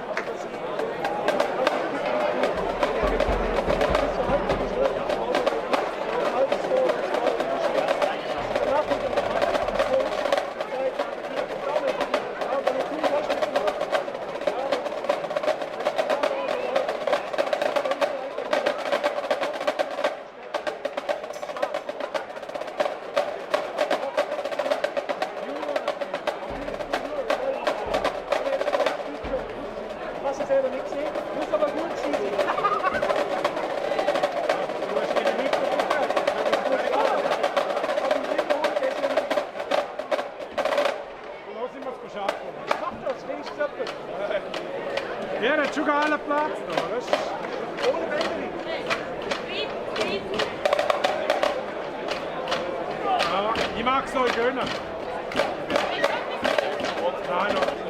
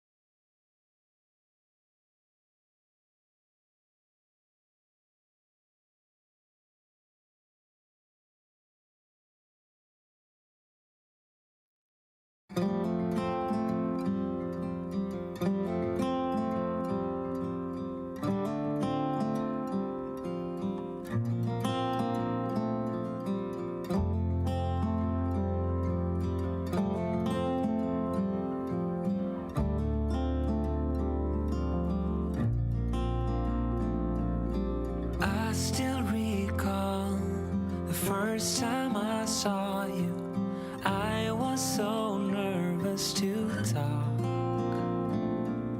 Happened so fast, went from so lonely to falling asleep in your arms. Wasn't as productive as we thought they might be, but Certainly as productive as they hope to be. yes. But Well, as second everybody is famous for saying at the halftime, hey, it's 0-0, it's 0-0. 0-0. So And that's why you kick it to Max Gray and let him return. yeah, it's not a great idea. Oh Lord. And he stepped out of bounds. Hey, the, At about the 40-yard advantage, of course, of a 100-yard field is that they still have, you know, more than 50 to go right it's now. still 60 to go. Because they got to spot the ball on the 40. Oh, exactly at the 40, yeah. Yeah, that's what you usually do if it's close. If you get the lines on the field, use them as a ref. That's As a- smart. yeah. Sometimes refs are smart too. Yes, you're giving me referee insight where I'm a coach on the sideline going, he definitely got 2 inches more than your spot. What are you doing? You should be fired immediately. Because nobody cares. Here we go, run game. Oh, and he's escaping. Nice cut there. Nice, and he's taking some guys with him. Going for a new first down for the Calanda Broncos. Right there, that play 40. tells you what Calanda wants. Yeah. And obviously the run game is going to factor more into their plans. little bit. But that play right there, even the running back taking guys with him, the statement is, yeah, we're not just going to let you, you know, come back into this. We're not going to let you Not make at all. any sort of statement. They don't want to let him sniff on anything. Not at all. Not necessarily. Trips to the left. Pass to Lucas Lücher. Yeah, that looked like a First run. That looked like a run pass Set it option. down. That looked like a run pass option. So, you know, if he saw that the quick slant was there, he was going if to you take get it. a single Otherwise, a man run. protection on that single man side, you can use that quick slant as an advantage to get the ball off quickly. Absolutely, and obviously hurt anybody. Lucas is going to make those plays. You know, we saw him drop one, but that's about the one drop that, you know, That he may needed to wake up again on his yeah, maybe I would 15th still try. You know, that drop doesn't tell me anything.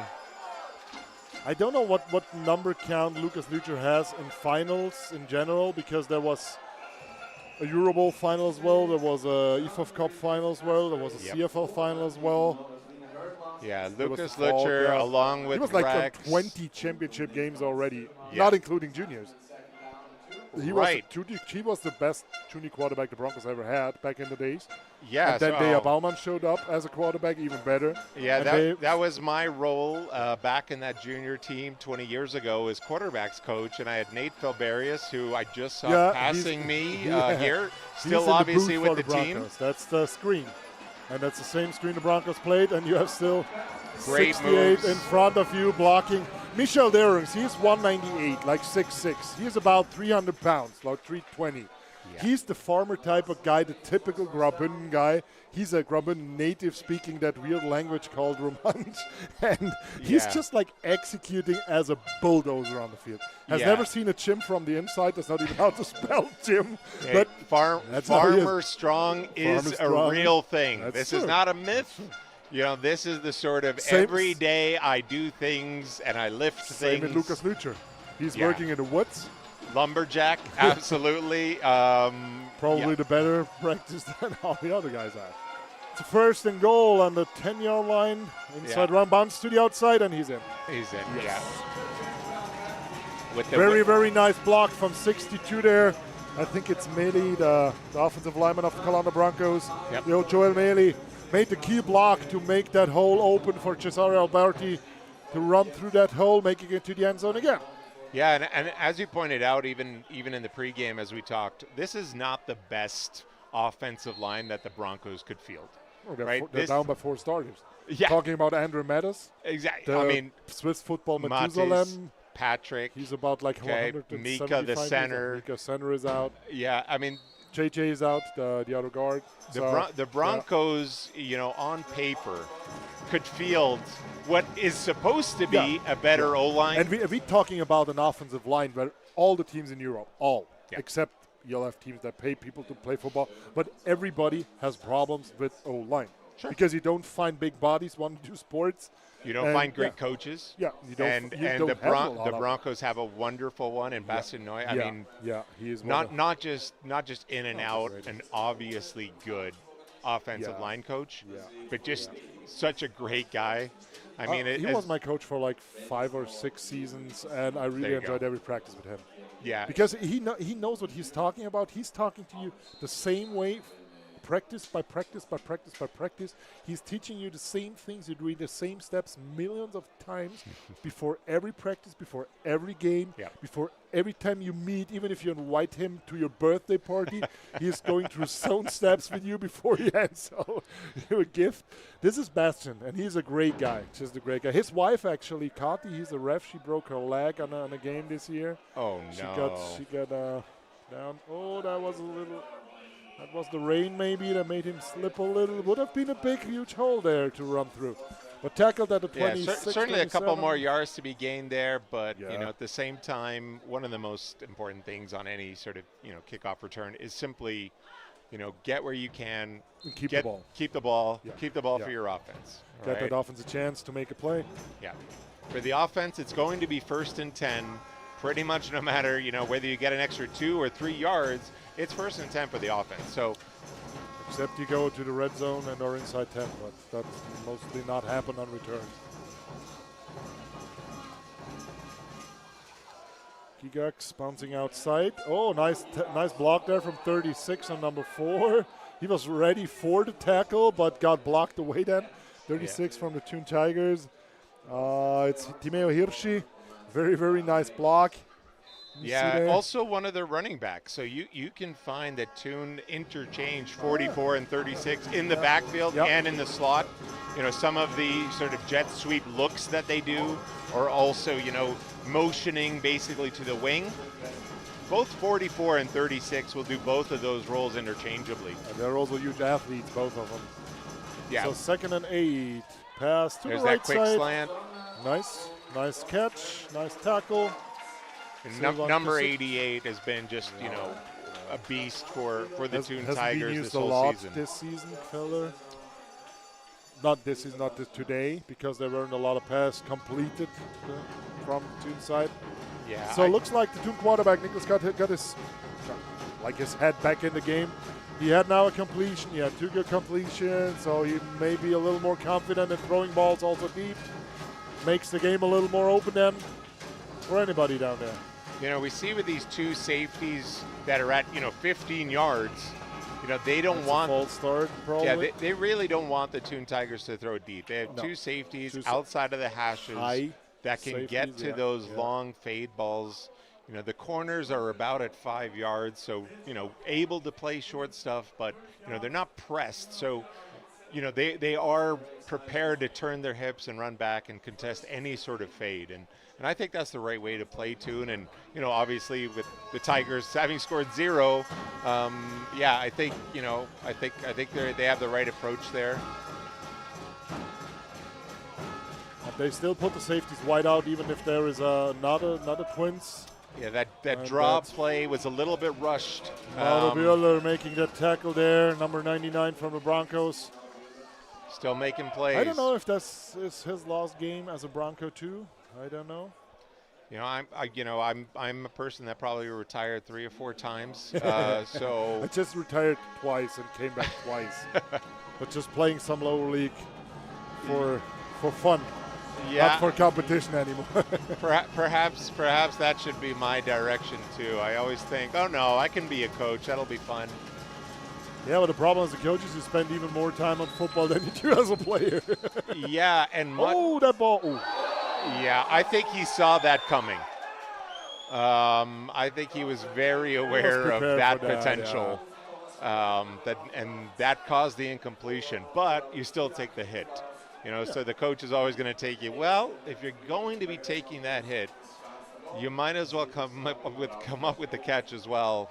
Try to turn your body, take less of a frontal hit. And as you said at the beginning of that second half, the Broncos are not stepping back one single step. They're still executing on 100% level, on a full speed and on a full body. Hey, absolutely. Look, it's 3rd and just about 18, 19. Yeah, 18. That's what I was talking about. That safety, they're in position to come down pretty hard on these type of fade balls that they want to throw. To make the punt a little easier, maybe. Yeah, about 4 yards easier, more or less. Well, give the ball in the hand of somebody, maybe he makes a play. So my bold prediction here will be a punt down the right sideline. I don't think at this level they are prepared to take the risk to go for a fake punt here again. As exciting as that was and as successful as that was. But 13 yards is a difference than 3 yards. Absolutely, yeah. And you don't want to see Max Gray running at you if you're carrying the ball and running outside the pocket. Max Gray here has the exact same idea, that right sideline. Oh, that's a long punt. Yeah, quite a bit better He will punt. take it and he will take it and see what happens, yeah. Some yards. Hey, excellent solo tackle, number 89 there. Well executed, very well executed. Yeah. Max, though, clearly had the same idea. Okay, right sideline, you know, he rushed there even before the ball was snapped. And it was a long punt this time. Hey, that was his best punt. Yeah. You know, just in terms of the flight time, the flight direction, it was still good. close enough to the sideline. His teammates had enough time to go down there, make the tackle. Exactly, yeah. I mean, this is certainly the worst field position that the Broncos have been in. And you know, now Thun has to say, look, if we're going to stop the Broncos at any point today, it's going to be because they have to go about 90 yards. Yeah. Just That's what under you have 90. to force them. You have to force them to make it earn, to force them to errors. Absolutely. As more as you have to play, as more errors you can produce. A quick hit and a missed tackle. And running out of sideline, smart decision because there was no room. And don't get tackled if you don't have to get tackled. When you get like 2 out of 3 balls. Yeah, I mean, certainly it's first down, and you've gotten the next set of It doesn't matter downs. if you go 1 or 2 yards more. Don't need to take anything. No, again, 1st and 10 is the goal. You've achieved the goal. Get out of bounds. Well, let's talk about a number 2. Do you think he might stay in Switzerland and joining that other team? They may be sacrificing an American spot for him. Honestly, I don't know why not. What I can say for sure is that he would fit. He would fit well. He would great. And would fill a need. Yeah. And so, you know, with those 2 factors, then it's just about, you know, what else do you have going on in your life? You know, does he have something back home that he wants to go to? You know, I don't know enough about his personal life and what he does in the offseason. He's living in Washington and Seattle, close to Seattle, so there is nothing you want to go back there. No, go back to the guy. August, September rain. Yeah, I mean, I think part of his family is watching because they used to watch when we are streaming. Just say hi, Tracy Gray. There you go. He already there you commented on the go. stream. Yeah, Vincent Uribe, I think you're John's father. We talked on a practice where maybe you remember a couple weeks ago. He told me that he might get a come for the bowl game, but he's not sure yet. John is John's dad. Yep. And his mother actually never saw him play football until that game they went here to Switzerland. Oh, there you go. That's actually amazing. Yeah, that's always a great story. And John is a great guy. His dad is a great guy. Yeah, it's like it's a football family, and you feel that football fever or the football. Yeah, I mean, attitude certainly many of these guys that decide after being in the U.S. playing at a certain level to still, hey, I'm not ready to let this go. I want to continue playing football. I want to see the game grow. I want to see, you know. I want to be a producer of that game abroad. Absolutely, and those are obviously guys that have a love for the game. Right. And you know, it's not about the money. No, not at all. Certainly not compared to probably any level of play in any level in the of US. paid football in the US. It doesn't matter on which level. So it really is about a love of the game. You know, obviously a lot of the younger ones come over here. Hey, I've never been to Europe. Not even sure where Europe is, but let me go and travel a bit. But the ones that are consistently here, it's short. It looks a bit short. That was a good tackle. Was Melvin Sussy getting the ball? I know they're moving the chains. They decided it was a first down. Okay. It looked short to me, but yeah, certainly the referee's position on the ball, but They have the better look than we have. Yeah, indeed. I mean, I can see right down the 50, so that's wonderful for me. But anything off that, I'm going to leave it up to the refs that are looking down the line. Right. And there was never a more experienced ref crew on the field than today with Michel Strel, Remo Fouillet, Tom Foch, Reto Gerber, also like for years in that league as a referee. Very well experienced. And the refs are not a factor at all at the moment. No. Not at all. Not That's even. exactly what we want to see. We don't want to see that. Yeah, we don't want to see Everybody 3 teams. don't. Yes, You know, we didn't. Nobody came here to see the Tigers against the Broncos against the refereeing zebras, crew. yeah. Yeah, the zebras. Yeah, exactly. you have 2 animals on the field. You don't need a third. But right now it looks a little better for the Broncos. Than for Look the at this Tigers. classic I formation. There's Stepping Rex. back.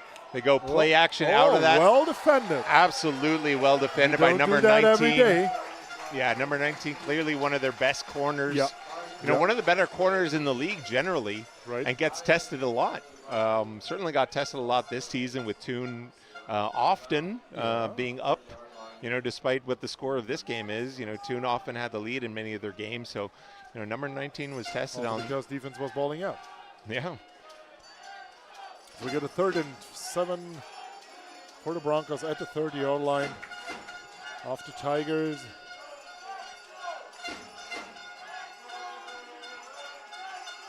Nice blitz pick Flag up on the field. Yep, and a sack. And a sack.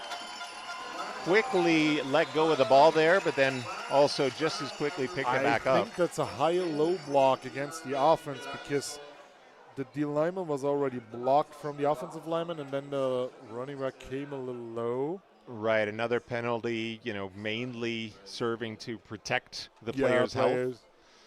Like blocking below the waist was a huge change this season that you're not allowed to do it anymore outside the pocket, not only just on the line. I think it will disappear over the years completely because it's no need of chop blocks anymore. Yeah, not a lot of people teach it, obviously, in the game. Anymore. You know, they're still going to happen with players falling into those positions. But I think a lot of the better coaches understand that it's not the most efficient thing you can do. Well, if you have a 5'10 or 5'5 quarterback, okay. And I think Thun will gladly take this. Like I said, they decline it. Yeah, they have 4 down. So that's the first stop, actually, the first turnover for the Calanda BRONCOS offense. And it's number 19 getting back. Yeah, obviously declining that penalty with the end resulting in a sack. So yeah, well done the Tigers for, you know, that stopping that offense. And that was one of the keys to that long drive. You know, when you start all the way back. You start all the way back. You give yourself more chances to make stops. You give offenses more chances to, you know, give you the possibility to make a play. Goes out at about the 15-yard line. So there you go. 2-6 to take it to 16. So not a really good field position for the Tigers. But they have the ball. But they have the ball. They have the ball. And that's all they need to be concerned themselves at this time. The defense, obviously, making a good stop there, not even needing the penalty to finish off that drive. You know, despite the penalty, getting up, making the sack. But they made a play. They really made a play. Yeah. And for the most part, that's what we want to see right now. Let's see. Let's see the Thun Tigers make a couple of plays. And let's see what their offense has. Nice pass to the right. Yeah, Valentino, I believe. Also their backup quarterback. Valentino Angelo, right. And really an excellent quarterback in his own right, number 5. You know, as far as... of course, he had to step in for Niklas for 2 games, I think. Yep, absolutely. So one of the games, the last week, right? The last game of the season that we played them, it was him. And really the biggest factor is not necessarily that, you know, there's a huge drop-off at quarterback, but that number 5 is not on the field to be a receiver. As a receiver then, yeah. and that's actually the bigger change for them. That's right. Oh, if he just out of reach. Yeah. He was hesitating just a little right before the ball was thrown, so that was hard to get it on point then for the quarterback. You know, and anybody seeing really the Thun Tigers, you know, for the first time this year, you know, this is not who they are. This is not, no. You know, and it's should worth read your reflecting DMs, that, you know.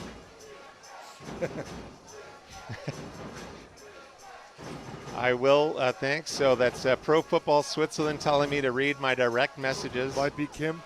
Oh, yeah, 100%. No, I had 1:45 left in the third quarter, actually. 3rd and 5. Ooh.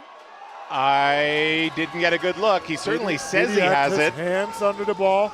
It seems the referees there on the side are going to confer. Yeah, maybe we got to see it in the replay. Let's see if the hands or if the ball is touching just one part of the grass. We can't see it on the replay. It's the wrong side of the camera, but it looks like the Broncos offense will take the ball. Absolutely, yeah. That's obviously not the drive that the Thun Tigers wanted. Not at all. It doesn't help you. It doesn't help your game. So for Kim at Pro Football Switzerland, I could set the record straight that I made a comment that I hadn't been asked to do any of these ratings. Okay. And actually he did ask me. I just didn't see my direct messages. And so to explain that bit of the comment there, I should have read my direct messages rather than complain that I didn't get a chance to vote. You can check out his Instagram feed for some of the players of the year and MVPs. Yeah. Oh, drop from Melvin Sassi. I mean, I think in the Broncos culture and most football cultures here, he's just as upset about that drop as he is, if the scores were the other, even if the scores are the opposite side, he would be as upset as he was on that play. Absolutely. That's also because he's a sport guy. He's the karate guy, and he knows that he just fucked up now, and he knows that he wants to do better on the next play. You know, good teams take things play by play. You know, not game by game or drive by drive. You really take things just short. You know, obviously new quarterback in for the Broncos. It's Robin Sendrich in right now, yeah. Backup quarterback. He had his game against the Warriors. Yep. Where, unfortunately, the Broncos lost at home. Yeah, last game of the season. Last game of the season. Stop their undefeated season. Yep. Make their undefeated and not undefeated season. Yeah, indeed. Make that perfect season a little less perfect. Yeah, I wouldn't exactly call it a defeated team now, but one loss. But you know, he belongs here too. I've seen him play a few games, and he's a capable quarterback. Yeah. Oh, nice bounce, nice run here. Obviously capable of handing it off as well. It's the third running back of the Broncos. No, not Silvano. It's Carlos Chiquera. That carried that ball for a new first down. Yep. I'm wondering if you get to see number 21, Tino Muckwieler, as running back today too. Again, he retired like 17 times already too. Yeah, I think he put his helmet on the sideline. I did. I saw him warm up as well. He is there. He's playing special teams. Okay. Yeah, I think perhaps Tino and I have been secretly competing about who can retire the most times and still come back and play. Yeah, maybe there will be a Pro Football Switzerland vote of the most retired, most retirements. Yeah, without real retiring. Yeah, I'm not sure I would want that award. Well, there are awards you don't want to have, but you still get them. Yeah. So it's a 2nd and 10, incomplete pass on the previous play. Yeah, I mean, it hasn't been as publicized, obviously, as Rex's last game, but I can imagine that Robin Sendrich is taking off by himself. He's taking linebacker. I mean, this is what I mean. He belongs in this game. You know, he's on the first down.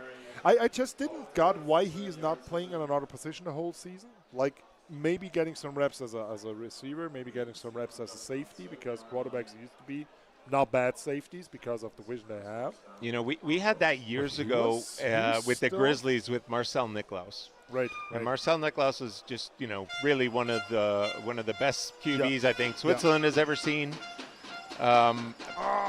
Really good friend of mine as well, and you know his opinion on that, and he was always a good athlete, good enough to play other positions. Yeah. His opinion was, I will be losing, you know, as little chances as I get in practice to be a quarterback. I'll be losing those.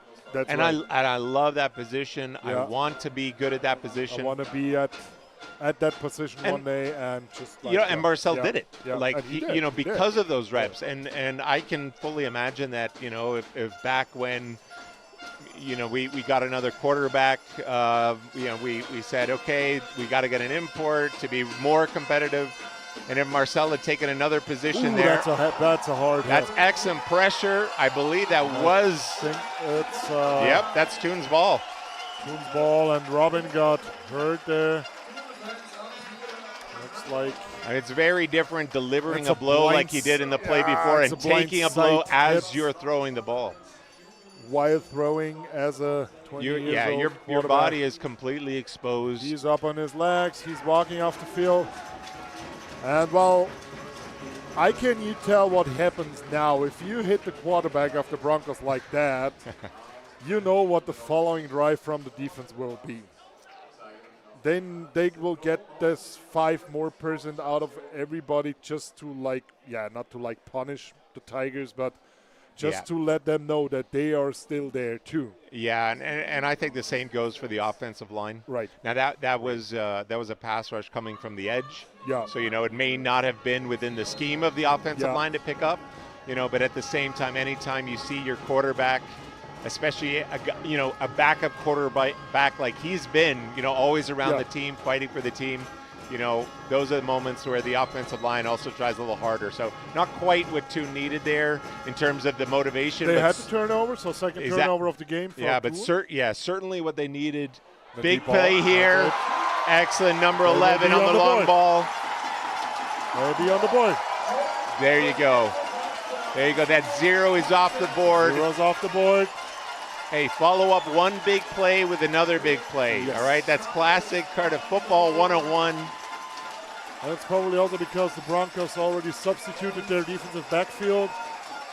Marco, And you know, number 11 doesn't care. Number 11 says, I'm going to play against whoever they line up against. I'm not going to lower my game. And you see that the way they celebrate the Tigers. Not only is that pressure of that 0 number off of them right now, but, you know, they showed you don't we want can to still do see something. a bowl with a 0 on the scoreboard. Certainly not not. at all. Certainly not. At all. not. It's not the time to say we have back a game now, but I love that the Thun Tigers scored. And it Yeah, was, and well deserved. I think it's important for them too. Yeah, also for the future, getting into next season, you know now you can score if you just keep like grinding and then executing. Yeah, indeed. You know, and look at them now on the sideline. We can see that they're celebrating. They're happy for each other. And they well deserved. Yeah, absolutely. But, you know, another team could just be like, you know, Noah, who cares? Who cares about that one? And you know, that is really, you know, says a lot about that culture of the Thun Tigers. Right. I got a chance to visit them in the preseason, you know, and got to witness that and how proud they are of their guys. You know, how much they not only pride themselves in the sense of like not having imports, but they want that challenge. You know, they welcome that. It's not a sort of business decision. That's a player's decision to say, you know, we're enough and we can compete with anybody. And they've shown it. They're in the bowl. Absolutely. Yeah.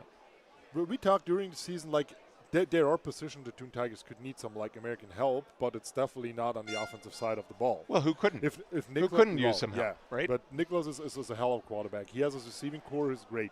Yeah. He has a great running back. He has 2 great running backs. Yeah. So solid offensive line with some depth. You don't need to distract anything in their game by putting in another player that you maybe not know about his personality, about who he can handle a team like that is really like a band of brothers. Exactly, and that is what the coaching staff also told me in the preseason. Yeah, it's like we're really happy with who we have. Yeah, you know, and why upset that balance that we have?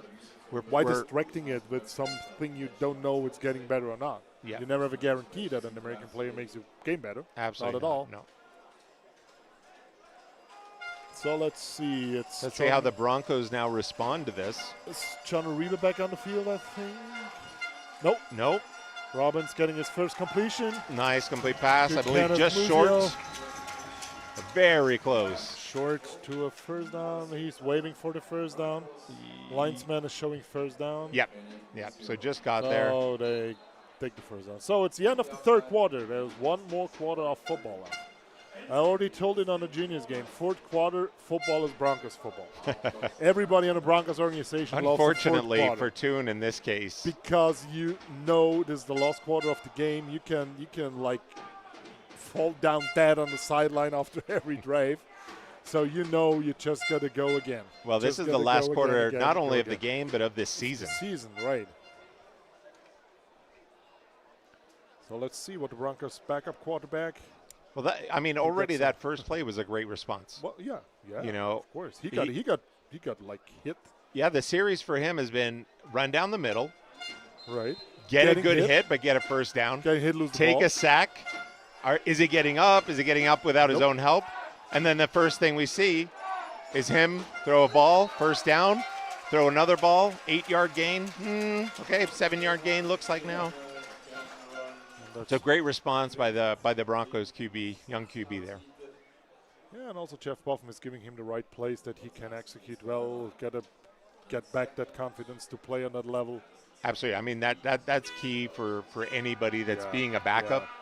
You know, they will have limited plays in practice. They will. I mean, if he was better, then he'd be the starter. So, there he is, and he can take off. And he's taking off, and he takes the hit again. Yeah, he really does not feel like sliding, apparently, even after that one hit. No, not at all. And guess who's the guy who is like balling with his friends almost every day on the field, even if there is no practice? It's number 9 from the Broncos. There you go. I mean, that's how you get better, though. Yeah. Yeah, it's all about the reps. Everybody knows that it's involved in football somehow. And most teams, you know, in Switzerland either practice 2 times or 3 times a week. And that doesn't even touch where you need to be in terms of the reps that you need to get to really make significant progress, kind of, you know, week in, week out, all season long in the off season. And so you need to take those extra reps. You need to take that responsibility and do that for yourself. And do it day by day. Yeah, and I have no doubt when you look at the Broncos roster, when you see how hard they play, you see, you know, the athletes that they are, that they take care of those little things. Yeah.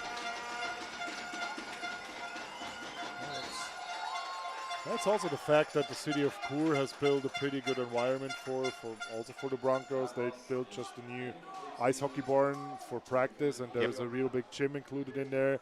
You can rent that gym as a club for like $300 a year. And so that's right beside the practice field, right? The hockey. Yep. The new hockey barn, and that's just great of the city of Chur. Also, both of the groundkeepers from Chur are at the game today here because they wanted to see that final. The flag on the field, though, on the near side. Very nice play. There's the flag down there. Yeah, near flag thrown relatively late in the play. So potentially a holding, spot of the foul holding. Broncos player, obviously. Block in the back. Yeah. No, it's a pass, an offensive pass interference. Yeah, I mean, I hear it now was a the screen. umpire is trying to overrule the white hat. I mean, I do hear it was a screen, and that is absolutely correct. Now, well, if the ball was already over the line of scrimmage, then there was no. Yeah. Like, I guess it comes down to whether they really believe that the pass was caught behind the line of scrimmage or not. But when it's caught over the line of scrimmage, you really then run the risk of interference anymore because the pass already happened. Yeah, well, you really also run the risk of the offensive lineman being downfield. Yeah. So you don't want to catch a screen ever across the line of scrimmage. So either way, certainly a strange call. We'll get it clarified here.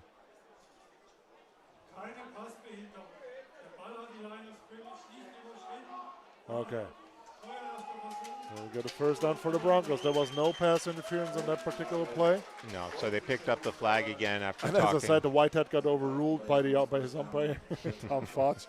He's actually the guy that is teaching refs in Switzerland most of the time, like the A and B licensed referees. Very well experienced GFL referee. Yeah, there's certainly not enough of those going around anywhere. Right. So happy to have them all here in one game, making sure that calls like that get corrected, you know, in a good amount of time as well, not really slowing the pace of the game. There he goes. Oh, very nice play. Smart. Now he decided, okay, Now all right. Smart, right. I've shown after a couple of these scramble runs that I can deliver a hit and take a hit. But now I go down. But now I'm okay. I'm good okay. for now. I've proven my point. I'm good for now. Take the slide. Get the first down on the 16-yard line. Obviously a smart decision. Very I'm not sure who the third quarterback is. Perhaps even Moritz Bowler. I've seen him through a couple of passes over the course of the past 2 seasons. So, but you don't want to have your third quarterback in. No. Yeah, well, you still have your starting quarterback. Absolutely, but on the field, but yeah, you don't necessarily have to do it if you don't have to do it. No, getting as many reps for your young quarterback as possible right now is absolutely the key. Yeah, and see how ready he is for the league, even playing with the starters. There were already substitutions on the receiving core of the Broncos, but still the majority are starters. The offensive line are still the remaining starters. Yeah, I'm not sure how deep that group gets right now, and whether they have that many backups to put in. On the offensive line? Yeah. They still have 2 guys on the sideline that can play O-line. So, but I mean, what you've got to question, though, there, too, is whether you want also a backup line with a backup quarterback. Yeah. You know, and if you really want to give your backup quarterback genuine good reps, then you probably want your best offensive line still in there, making sure he's protected. Yeah. Because so I can respect that decision not to have other guys in there. Nice little screen on the left. Yeah. Oh, nice. So it's another flag there. Probably a holding on 68, might be.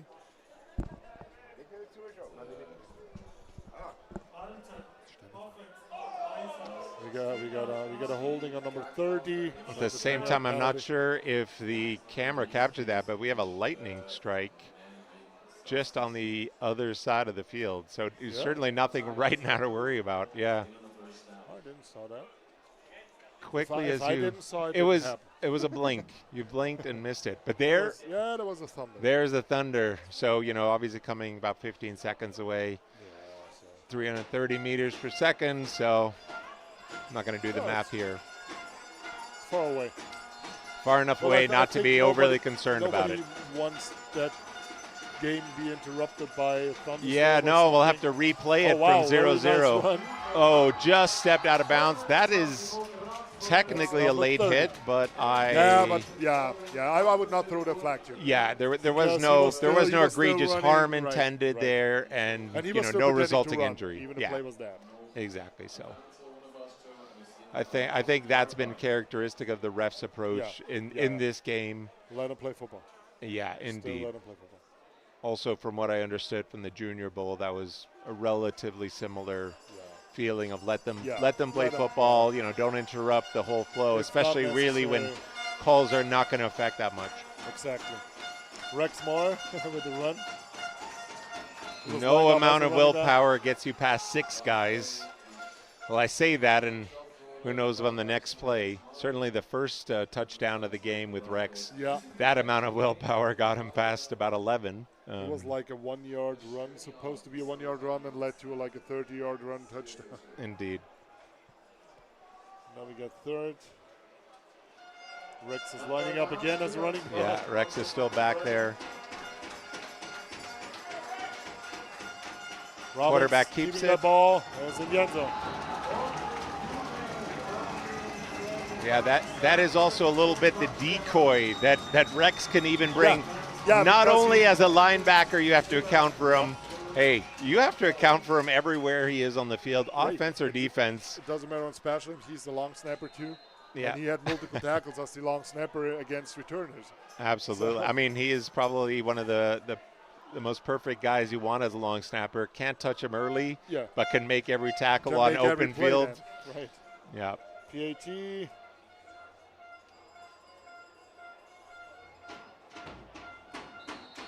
Looks good from our angle. Yeah. So that's 53 also, now. Huge shout out to all the organizers of that Swiss Bowl. The field is in perfect condition. everything around here, as far as I got, they learned from the little mistakes they maybe made last year. And it looks the people look way more happy than they did. Yeah, last year, I mean, I was on the field, so, you know, I only got it secondhand, but, you know, limited beer does not make for happy football fans. And this scoreboard looks great. That's great. Yeah. Costs a ton of money, but yeah, well, I mean, we we see what was behind it, just behind it to the right and there. It didn't even work the last and time. it didn't work last time, so they were not going to take that risk anymore. Nope. Even last year, they tested it the evening before. Yeah. And then we went here like pretty early on Sunday morning because we didn't know how to set up everything. Yeah, we were here course, about like 9 o'clock, and then the clock was just not working. Oh, Lord. And then they tried like everything from 9 in the morning, 10 in the morning, until the first game started. It was the relegation game back then. Yeah. They couldn't make it happen. I mean, in a certain sense, that adds to the stress, let's say, or the excitement and expectation when you have no idea what the score is or how much time is left. It is, yeah. But yeah, not really. I mean, this is. I mean, like I said, I really. By the way, it's a little less than 9 minutes to go in that fourth quarter. Broncos are up 53-7.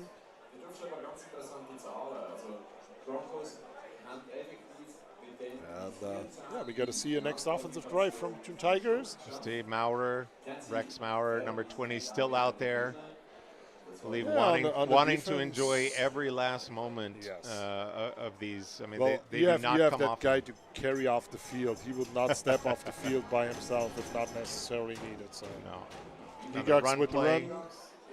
Good reaction from the defensive end. You know, I can't blame Thun for just kind of sticking, even despite the score, just sticking to what got them here. Yeah. You know, these good 4 or 5, even in this case, a little over 5. They know what they're playing, so. Yeah. 2nd and 4, actually. So 6-yard gain. Trips to the left. Single side receiver right. And also the running back lined up left, so you really have 4 eligible receivers. And they go deep again on 11. Oh, and he dropped that ball. That was certainly catchable. Yeah. Certainly he a catchable would ball not make in the and out of touchdown his again, hands. but he would have had a good first down first. Yeah, probably around the 30-yard line. Yeah, right on the 30-yard line there, as you see in the replay. It was Lionel Blumenthal on the Broncos side. You know, but that initial 2-play series is Thun brands of football. Yeah. You know, run kind of just off tackle, get your 5 yards, take a shot. And now you got these 4 yards. It's manageable third down. It's a manageable third down. You can like play everything from your playbook for 4 yards. So absolutely. I like to go with the middle screen here. Yeah, but it's not enough, I think. Well, they spotted. They spotted the first down. The spot is a relatively generous spot. Yeah. It's certainly where the ball was when it hit the ground, but not necessarily perhaps when the player's knee hit the ground. Fine with that. Giving a little air to the Thun defense maybe helps. 8 minutes on the clock. Yeah, I mean, I think there's no doubt they would have gone for it on 4th and 1 inch at this point. Keep their offense on the field. 2-by-2 formation here. Another good run just off tackle. Again.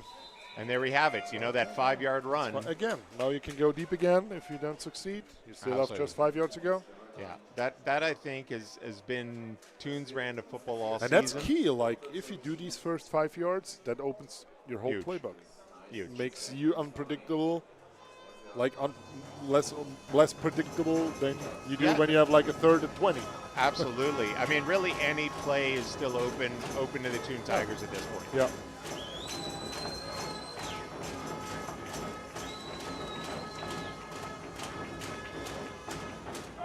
Motion, outside run. Very effective run. First down. You know, to have a run like that, you need receivers willing to block. You know, they motion number 5, their backup quarterback, Valentino, just off the edge of the wing. And a backup quarterback, that's an outside receiver, is willing to play wing and set the edge, even in this type of game. Yes. I mean, that shows a lot about their spirit. Exactly.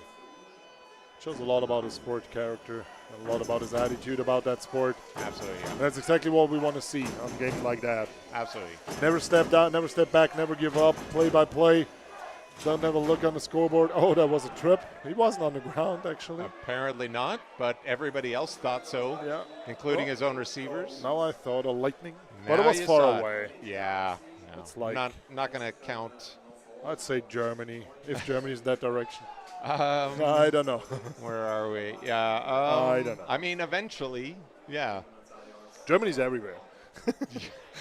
Like if you point somewhere, sometime you got to end up in Germany. No, I think your geography is right. We're right beside the Ural Mountains here, and the Ural Mountains more or less go kind of southwest to northeast. So we got following the second and mountain 10. trail is certainly Germany. There we go. Empty backfield. Empty, yeah. We haven't seen a lot of empty. It's a short pass to Norgigax. Gets tackled. You know, and that's the kind of modern day run. Yeah. You get that short pass outside there. Make the running back earn you his go yards empty, out there. You put a running back. Yeah. Now, as we've Yeah. said before, he Yeah. can. He's He's just a runner. good slot run. He's just as good of a slot receiver as anybody out there. But you know, technically, he's still a running back. Put him out there, spread the field, give him an easy completion, and let's see what he can do on the boundary. I'd rather have a battle for my running back against the DB than against the middle linebacker, of course. Especially that running back. Yeah. And especially this middle linebacker. So, you know, smart play both sides here. Right. Twins sending one 11 motion. into the backfield. He gets it again. Get the ball, gets off the edge and makes it first down, but there's a flag. Flag far, but we see now the against the running back, defense, number a face 44, mask. making the lead block on that. Everybody's kind of on this Thun team, you know, And absolutely selfish they with will whether get they it. got the ball or not. They will get another 15 because of a face mask from the defense. It's a personal foul. Yep. I still don't get why they're German, like why the refs are speaking German, because Switzerland is a 4-language country and football language is English. But that's why we are doing it in English here, by the way, because the federation wants to have it like this. Yeah. So maybe you should let the refs know for next year that I would be appreciated. also don't think I would have been invited as your co-commentator if we had to do this in German. I don't want to hear myself in German too. So. Let's go pass to the into middle. the end zone, And caught for a touchdown.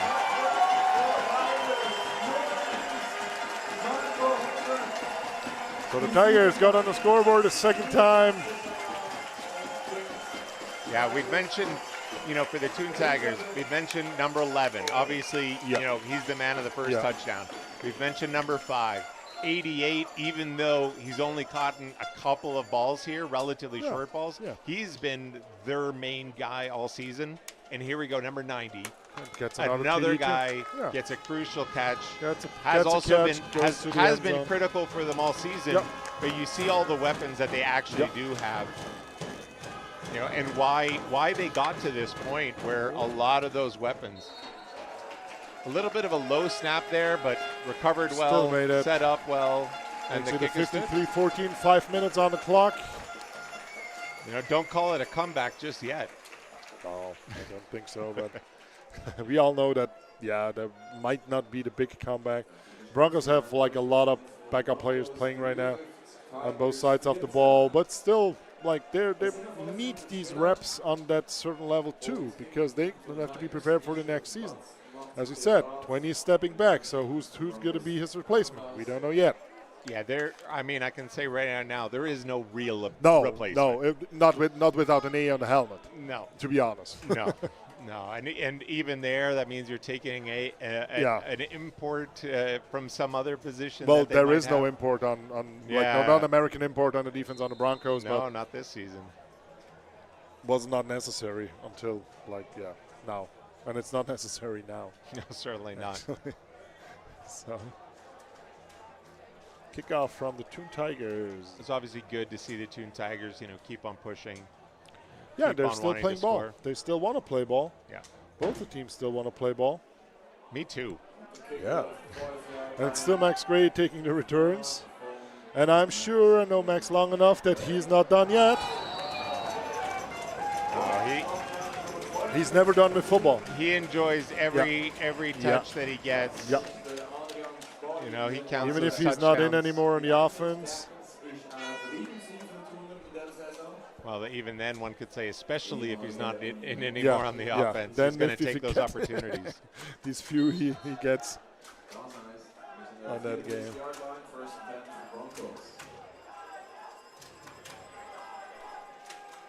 Well, a little less than 5 minutes. There we go. Another running back, you know, Carlos with a Shapiro positive again, carry. I think, number 8. I was number 0. 0, yep.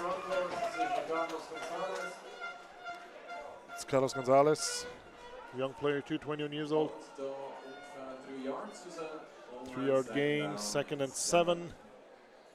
Yeah, those running backs are great. And, you know, in previous years, one would always argue, well, with an O-line like that, you could put anybody back there. And that was perhaps true as well. But now you see this year, you know, with some rotation at the O-line, obviously still performing great. But you see, you know, these running backs still shining. That's Melvin Saucy making it to the next first down for the Broncos. Yeah, just past the first down marker. Always nice to have those lines on the field for these kind of situations where perfect. Because it makes it way easier for everybody. For unambiguously us, a first refs, down if you cross that one line. Yeah, like for everybody. That should be the standard in football, but yeah, there's still communities and cities that don't allow you to paint in white. So most of them don't. You know, we'll figure out one day how to get the blue and yellow lines onto the live stream. So everybody. Oh, wow. Wow. I mean, this is... Coming out of that tackle, nice. Look, you know, look at the excitement. Yeah, that's a late hit on 43. The flag was on the sideline on the Tigers. I mean, those kind of plays cause frustration for the other team. Yeah. It's like, why can't we stop these guys? Well, look, this is their 3rd running back to get these kind of carries. Right. And you can see that it's, you know, I running back hope room that trains in a similar 84 way. is receiver now on the side of the Broncos. Kaya Stinsley, he started playing football when he was like 3 years old because his dad is Danny Stinsley, the vice president. Yeah, exactly. Former national team DB coach, now defensive coordinator of the women's flag national team. There you go. One of my best friends. And Kaya, he had a hard season because he had to change jobs and couldn't make a lot of practice on the field now. So maybe he gets a ball. I would really be happy for him. Yeah. And also for his family. And also for his dad, exactly. Yeah, not just his dad. His mother is running all the home games. Oh, man. And his grandmother is doing all the financial stuff on the home games. And that's a football family. Exactly, another football family in Switzerland. Danny's also a great guy, that's obviously. That's how the tackle, yeah. He makes the block and loses 2 yards. Two Tigers still playing defense. No. Still playing defense. They're still not making done those yet. pursuits. Not done yet at all.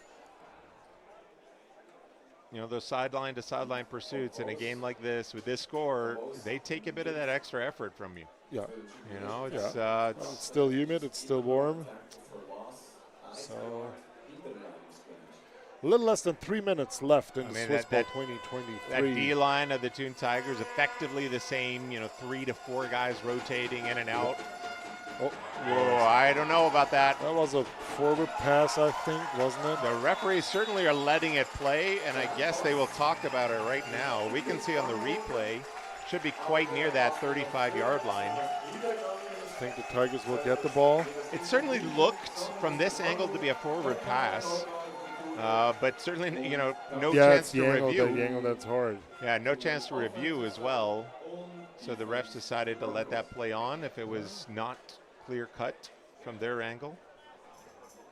Not really discussing it, it seems. You know, both teams happy looks like well, like almost 40 points up in the 4th quarter with 2.5 minutes left. Should not be a lot of complaints about anything. No, but still, you don't want to lose a ball. You don't want to turn it over. And like I said, for some of these guys, you know, these are their few plays that they get to play, and you know they want to take advantage of those. And that's another paw and almost a pick. Yeah. That ball wasn't where he's supposed to go at. Yeah, almost sort of lucky for him that it was, you know, Yeah. But it was also poorly off, thrown to the sideline. and also off a DB. Yeah, so, you know, So but he gets still, 2nd and 10. still passing it. You know, we've seen on the Still last playing couple, ball. Yeah, the last couple of drives, they started off 1st and 10 with these 5-yard runs. So, you know, clearly the offensive coordinators there, head coach, still keeping it, trying to keep things balanced, try to keep things interesting from their side as well. Now we see that run. Noah Gigax again, and Yeah, he's going he's- for a new first down. Absolutely, he does not He want set this it game down. to be over. Really an The game excellent. is not over until the last whistle is blown. Yeah, I mean, Not said yet. it on the beginning. Probably his first touch of the game. Not enough good things to say about, Yeah. you know, Yeah. knowing what he's done really over the past 2 seasons. Talking about MVP, 2 minutes left in the 4th quarter. I mean, how Too many guys out there. Yeah, Like, the most spectacular play was Max Gray, of course. He had the most spectacular play. Yeah, I think you know you can almost, no matter when he's on the field, it's hard to argue with him, you know, playing offense. Yeah. Oh, Yeah, ill-advised throw there. You know, at the same time, hard not to go with the opening score of the game. yeah. And perhaps the last time he'll get a chance Yeah, to maybe have that, win that a in game mind. MVP. Yeah. So playing both ways. I'm not sure he got a Super Bowl Swiss Bowl MVP yet. I'm pretty sure he didn't got a Super Bowl MVP. Yeah, I have no doubt that he's deserved them over the course of his career. You know, and so, you know, my hats with my vote, which is not a counted vote here, but you know, it'd go to Rex, playing both ways. You know, just putting plays together on both sides of the ball. Never giving up. It's really about the both plays, opening the score as well, setting the tone for this game. Like, yeah, we have a bunch and also of stopping the important 3rd downs. Absolutely. Huge stops. Still snapping the ball, you know, still in special teams. So, I mean, really, you know, when you look at that, you have to think that, you know, he has to be under heavy consideration. Yeah, it needs to be way on the top half of that list. You know, clearly the Broncos were favorites coming into this game. You know, you can't, you know, sugarcoat your way out of that or but at the same time, you know, that first touchdown run by Rex did set a certain tone. Yeah. And you know, and it said, and it was not just like a 1-yard run through the middle. It was supposed to be a 1-yard run, and then he run almost over half the field. Yeah, well, I mean, it was really, everybody knew about the receiving core. Yeah. And how good of a passer Uribe was, or is, I should say. You know, I said was just, you know, he's probably not going to come back in this game, but most likely not. And they decided, you know what, we could put a fullback right through the middle of the field and score. Nice run. That's, you know, that's your typical 5 to 6 yard gain that Thun has dominated, you know, in other games this year with. That would be the guy in the white jersey for me to get that MVP is 44. Undoubtedly. Yeah. I mean, what he did, they take a timeout now, catch some breath. You know, really one of the better players of this league. You know, one of the better stories too. A young guy. I have, you know, no doubt with his passion for football. I hope to see him in the league for a very, very long time. Yeah, and he's 24. Yeah, I mean, running back's always a bit hard. You know, you never know what's going to happen. But from the looks of these past couple seasons, it looks like he takes care of his body. And back in the days, you had most likely one running back that was like super good, and then you had the second one that has only one leg. But nowadays, you have like 2 or 3 running backs that are competing for starting spots. So you have like an average level of running backs.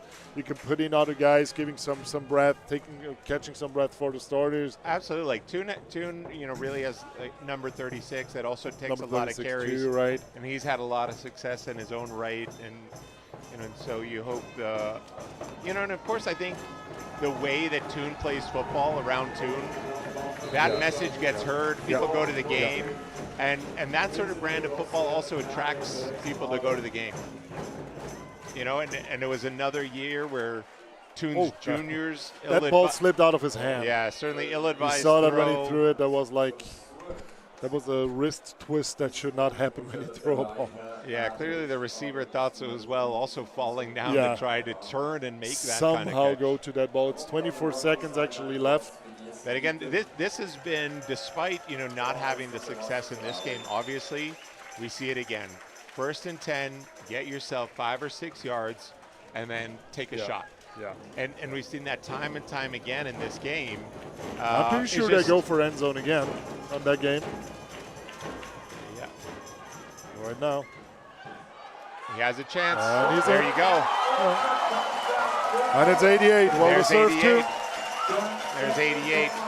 Makes it also look a little bit better on the scoreboard for the newspapers, to be honest. Hey, but it's going to make them feel better about how this game went. And it makes my prediction actually pretty nice. You remember what I said? For the Tell game? me. 56-28. I think you did say something like that. Now you think you're going to get the extra ones? Think you're going to get one more? It's 53-20 now? Yeah, but you think they're going to get another score to... The Broncos? Yeah. I don't think No. The Thun Tigers have to get 28 according to you, so... Well, it's one score less. Who's hurt here? I counted one more for Thun. Yeah, who's hurt? Who's coming off the field here? I can't quite make out the number either. Number 10, I think. Yeah, you hate to see that obviously so late in a game like this. And like short before the celebration starts. Yeah, so hopefully he's okay. I mean, certainly getting all the help he needs coming off the field here. Seems to be walking Number relatively 13 well actually. on his own. It's Nicholas Fontaine. Yeah, getting support from all his teammates coming off the side of the field here. So, Coach Dave Banks. yeah, the extra supporting point him. from Thun coming up. PAT looks good. Looks I good think from here it's- too. Yep. So we got a There we go. 53-21 most likely ending score. Yeah, that's also a mark of their consistency. Score, touchdown, extra point. Yeah. 21. Good. They did three. Yeah. 3 TDs, 3 PATs. Yeah. Something you can build on. There you go. 3 different receivers catching 3 different touchdowns. Well, obviously On different 3 touchdowns, but But, 3 receivers also catching on 3 touchdowns. different plays. Yeah, different sorts of plays on the left. Over the middle was the first one with number 11. The other we one had then short. 90s. Had to gain it. We lost a couple of yards. Now we had a pretty nice touchdown too. Yeah, absolutely. And that It's 15 seconds as far as I see on the official game clock. On that really nice screen. That screen looks dope now when the sun went out. That is like, wow. Yeah, I that's want to have that at home in my backyard. I first need a backyard, but I want to have it even if I don't have a backyard. So I put it on my step neighbor's one, backyard. get back. Yeah, put it in your neighbor's back. I'm sure they would I put appreciate it on Chris Winter's house because I have a perfect view on Chris Winter's house. Oh, there you go. I'm sure he won't So mind. Chris, if you're listening to me, He'll just appreciate make it. ready some bowls. I got to bring a screen. Yeah, you can let him use it from time to time. And Max Gray is returning for a last time this season for the Broncos. Heading outside, going to the 20-something. Still stiff arming a guy. Doesn't really Play want to go ball. out bounds. You can It's tell. like 8 seconds left. Not sure it's 5 or 8. My eyes are not that bad, but it's really far away, that clock. I can confirm that my eyes are that bad, and I have no chance. So for you, it's like green. I mean, looking at that scoreboard, I have no idea what the score is from that scoreboard. So that's too far away. Good for we me. have our own. And again, I mean, I love this screen. I think it was a wonderful addition, especially when we compare to last year. So just take it as my bad eyesight. It's Rex Smart throwing a pass. Yeah. There you go. I'm sure he wanted the touchdown pass to finish off the season, but not going to happen there. This is the game. This is the season, and this is the title back in Kur for the maybe 10th time in the last 15 years. The Calanda Broncos are taking their title to Kur. Taking it back. Well earned. Absolutely. They're Of course, obviously well the earned. hallmark of a consistency. In Switzerland, as teams go up and down, you can always rely on the Broncos to be in the final. That feels a little bit emotional now to see 20 walking down at 51 last time. Yeah, 100%. And everybody that knows Swiss football knows Rex Moore. And Yeah, either how earned every of that for good or hug bad. is. For good, Yeah, for good. yeah. You've either been hit by him enough times to remember his name, or you've seen enough hits. I promise you, he does not step back in practice too. Oh, He Lord. knocks you blindside if you allow him to do. Well, it's not his fault, obviously. No, he's a great guy. He does look like the intensity in his eyes. I've never seen it with anybody. Yeah. With almost anybody on the field, you know, I can exchange a couple smiles, maybe even a joke, depending on how the game flow's going. Yeah. I have never even tried with Rex. No. Just that stare. No. So Not even if he is not in a game. Oh, It's yeah. like his humor is pretty dry, actually, but he's a nice guy. Yeah, like that I guy. mean, obviously, hats off to him. Yeah. A wonderful career, Yeah. full of success, well-deserved success, an integral part of every single And one I of those think I know who got to successes. carry the Broncos flag in front of his teammates. Yeah, hats obviously off to the Thun Tigers. You know, they deserve to be here. You know, obviously anybody kind of watching the Thun Tigers or a full game. They you know, played this their hearts game, off until the last snap of that game. Clearly. And You there know, was and- nothing. And there is absolutely no reason to think that Nothing. they won't be competitive next year. Yeah. The way those guys really love and respect one another, love the game of football, those guys are going to be back, you know, and being competitive next season, without a doubt. You know, you can see them slightly down here. They, you know, most of them do still have smiles on their faces. You know, Broncos player getting their Swiss champion shirts. there you go. Well deserved for everybody on that field. Absolutely. I mean, these wins are organizational wins. Yeah. Right, and so now is, you know, it's just as good for, you know, the equipment manager who fixed a helmet, you know, before the game today, you know, to even somebody like Rex. I mean, these teams are organizational wins. These wins are so, you know, everybody can be proud of the way they worked this year. You know, and even though perhaps we're getting used to seeing the Broncos in this situation, you know, every year they're fighting for it. You know, and every year they have to do something a little bit different to keep at that position. So, you know, And you also lot have of to keep respect that for them. team together. Like, it's not easy in these days to keep your players together, to make them work out, to make them want to play football. hey, just It's look hard. at You the need two a teams that were program. there last year. Yeah. Which team Yeah. stuck together and Yeah. which team And didn't. Which team didn't. And Which team is here back again and which as a team champion? is right here. Exactly. And So what's the score? Like, don't want to like complain about that or not mucking about it, but the record of the other team is not really good that season. They got that win that was pretty important for the whole organization. It's still a nice organization, no doubt about that. Yep. But the Broncos didn't did anything wrong since last year. There was a close game against Thun on the CFL. Thun won the Absolutely. CFL against Paris, big time.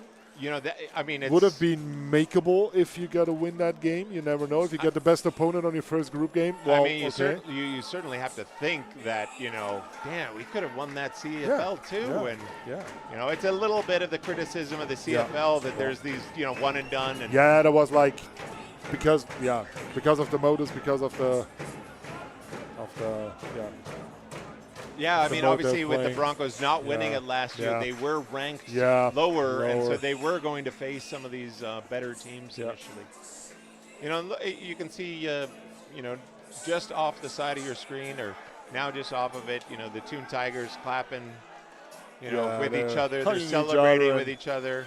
I'm pretty sure the Tigers will be shortly happy about that silver medal for that. Like second place, first loser, okay. But this is a 1 second place and not a lost first place for the Tigers. Yeah, absolutely. And I mean, And that's how you can build a foundation of an organization, getting up to the top league of your country, Yep. being in the bowl on the second year you're in the top league, balling out 4 quarters, showing football pride all over the field. yeah, they're doing All it game long. a different way than most teams in the league. Right. But undoubtedly also the right way, Yeah. or a Yeah. right A way. right of way, yeah. doing There it. is not the right way, Yeah. but there is a right Yeah, way. and- That's true. And it's great to see that, you know, within a league, again, Exactly. despite the score of this particular game, Yeah. there are many different ways to get here to this game, and that says a lot. You know, they do things right with their coaching staff. The Tigers, they're at every sort of coaching convention that you can find, and always striving to get better. Obviously pushing their players to get better. So plenty for them to be proud of, and that should make this particular loss, hurt a little bit less, knowing that it hurts. They Losing did, a final hurts always. Always. Always. 2 years ago, I still think about that one, that we lost, and how that also motivated us for the next season. For the next season, then, It was okay. It's either way. It's motivating you, or it's step you back or step you down. Yeah. So it's on you. That's a personal decision. You but have to do. I would bet pretty much on it that Thun is going to take this the right way now. Every season's different. There's a lot of changeover. There are a lot of close games in the league this year. I mean, was closer than other years. People were. I mean, I remember the skepticism. Even rewatching the Swiss Bowl from last year. Like, is this the last sort of real Swiss Bowl that we'll see? And is the whole league dynamic going to change? And is this? And if anything, I think the league in itself has gotten better. There are more close games than ever before. There are really good teams. Like Basel was a really good team down the stretch. Didn't make the playoffs this year, but always didn't make the playoffs. Not this year. Because there were 4 teams that were just better this season, but they were still a good team. They were still not playing football. And obviously, the Broncos put quite a few backups in the last game, but Winter Tour still beat them. Yeah. Right? Even there were backups. I have no doubt that the Broncos didn't want to lose that game. No. So that the 6th place team, can beat backups. It's not one-sided from top to bottom. Obviously, even one thinks about the last team in the league, the Barron Grizzlies. They were 2 points away, I think, or 3 points away when they went to Ford to play in the second game of the season. And that wasn't backups. That was everybody fighting. So, bravo here. Huge noise now for the Thun Tigers. Well-deserved applause here from the audience, from all the fans. That's exactly how football should look like. I cannot stop repeating that. This is playing your heart off until the last play is done, and just be a good sportsman. Yeah, I mean I think they realize themselves that they should be proud of themselves. This game doesn't really represent who they are as an organization. No. And I have no doubt that they belong. Obviously, they belong where they are. The top few teams of the Swiss league. Obviously, every other team's going to be looking at them perhaps a little bit differently next year than they have in previous years. Yeah, let's see how their strategy will be, what kind of strategy they want to follow, how much they want to give up. Let's say give up from their identity, being an Swiss-only team, or not giving up that. We got to see. Yeah. We're gonna never know.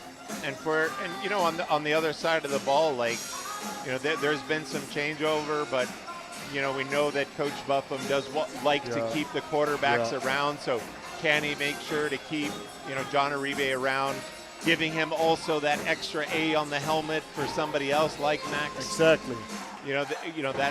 That's definitely an advantage that they could have by getting somebody like Uribe to come back. Excellent quarterback. So that's the organization, how it works. Yeah. Now you hear the Broncos fans, Broncos players are lining up on the sideline, getting that chance in.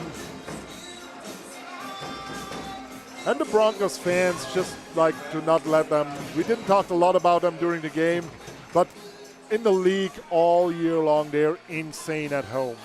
I think there is no other stadium you don't want to go to play, but you want to go to play than Kur. I mean, you say at home. They travel well as... They travel well, too. They and their drums travel well to any other game around the league. So everywhere. They travel to Geneva and everywhere. Yeah, every year, year by year, game by game.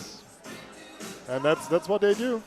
That's how that program grew in the last 10 years, 12 years. Yeah, absolutely. I mean, that's a football program. That's Melvin Sussu doing the somersaults. finally gets to show that off. Didn't score a touchdown, I think, today. Actually, one fun story about Melvin and Marco Moore, Rex Moore. They were very good friends. Melvin started playing football because of Rex. Oh, and we had once, like back in the days, we had the Beer Olympics after the Swiss Bowl. We won. And Rex actually tried to make that backflip too. He succeeded like 3 times, but on the 4th time, he got a real bad concussion. Yeah. And luckily, it was the end of season. But yeah, he could broke his neck on that. I mean, thing. Rex is an athlete. Yeah, that's probably why he survived that. To be honest. There he is, carrying the Broncos flag. And he's going to enjoy, obviously, these moments as much as he can. Yeah. He doesn't look tired at all. Has he ever played? Did he play today? I'm not sure if he played today. Yeah. I think he was on the field somewhere running around and just tackling and making some points, carrying balls and stuff like that. So I assume. Well, nothing really special, just playing football. Well, I mean, you say nothing special, but in a true sense, it wasn't that special. No, it was his job. It's what he does every game for the last 20 odd years of him playing at this point, or pretty close. It must be to 20 years. And that's what he's always done. So I would expect nothing less today. And so, in a sense that every game that he's played has been special and yet not special at the same time. It's just, day in, day out the same. And that type of work ethic is should be in the hearts and minds of pretty much any Swiss player or any player in Switzerland, really. That's right. Not just the Swiss one. We see the same as we already saw on the juniors medal celebration. The winning team is lining up in 2 rows, letting the second place team go through them a lost time for that day, just to honor them that they, like as I said, they didn't lost the first place. Thun definitely won the second place, and they can really be proud on anything they did, not just this season, but the last 23 years. I think they were founded 2003, 2001, 22 years ago. The Tigers were founded, so like not a late team, but. And before this, I mean, like 20 years. It's 20 years, a little more than 20 years of football. Like they made it to the League A after 20 years, and now on year 2 in the league, making it to the bowl. Yeah, the refs get that. If I remember correctly, I think it was 2009 they were in the league for 1 year. Yeah, they went up, I think, 2006 again, like first time for 1 year. Perhaps, yeah. And then the next year arrived, and then certainly 1 year, 2009 or 2010, perhaps even 2008 or something it was. And they didn't, let's say they didn't belong back then. No, but they definitely do now. Absolutely. They definitely do now. No doubt about that. Yeah, football is still alive and well in Bern, canton of Bern. Of course. It's a big canton too, so a lot of good programs there. We also have the Jets. The Jets.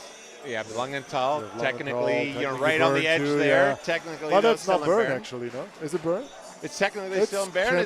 It's not far from the Luzern border, obviously. Yeah, or I think probably the Aargau too, border and the Solothurn border. You get the triple, quadruple borders around there. But technically still Bern, so. Got good things coming up from Bern. As you see it on the guards, the majority of the players have played on that Swiss Bowl team from last year. Like not a majority, but a huge amount of players. Yeah. And that's the reason why they are the best players in Switzerland. They won that Swiss Bowl. You won that Swiss Bowl well earned last year. And now we see and hear the Thun Tigers getting to their silver medal, led by Noah Gigax, by far, but the best player today in a white jersey. Sure. As we said, a well-earned second place today. I'm pretty sure they got to burn down the city as well and Thun.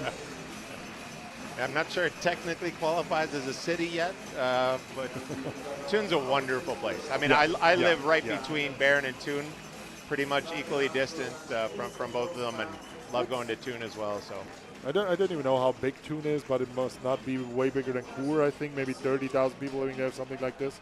I don't know, no idea. Don't get me wrong, and don't judge me on that. That sounds about right. Now, but it now, feels now we like might get 30 it. down. Now we still might get. Now we get the flood of live chats with stat corrections. That'd be nice. And we, of course, wait for that big pot yet. Yeah, Two Tigers also with one of the nicer places to play at, right by the lakeside. Right. Nice little stadium there. Nice stadium. Quiet place, good parking lots, everything fine, good food and beverage. Yeah. Very nice organization overall. Very nice board members too. Every time you speak to them, you get a feel that they also respect you as a sportsman, you as a football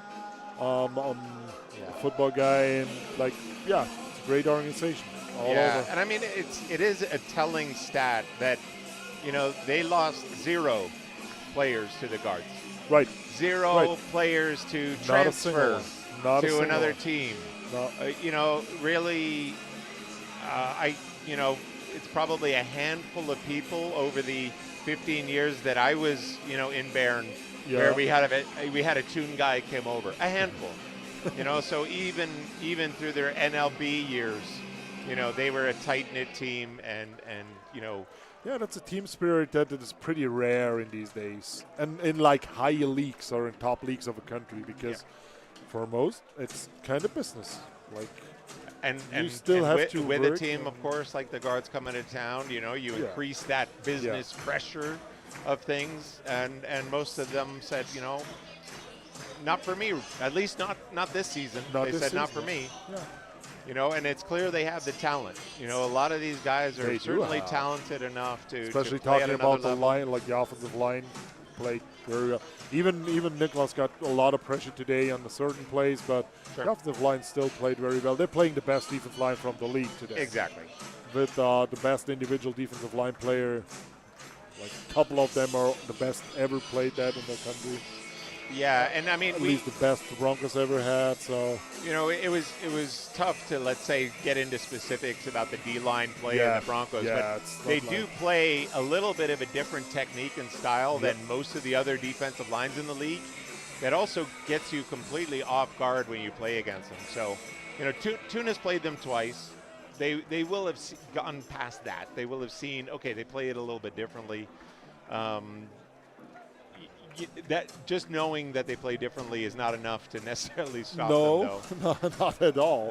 And that relentless pressure and that relentless motor, that the Broncos guys have shown. The motor and also the technique they got teached on that D-line. Yeah, you don't scheme that. Yeah, you don't scheme against that. You clearly don't scheme against that. I have no doubt that the Thun Tigers coaching staff is.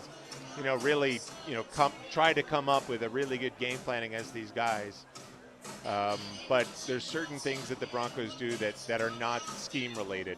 They're really just high technique, high energy, high motor plays that they can make. So now the Broncos will get that 2-row lineup. I never saw that before, but I feel it's a good idea because.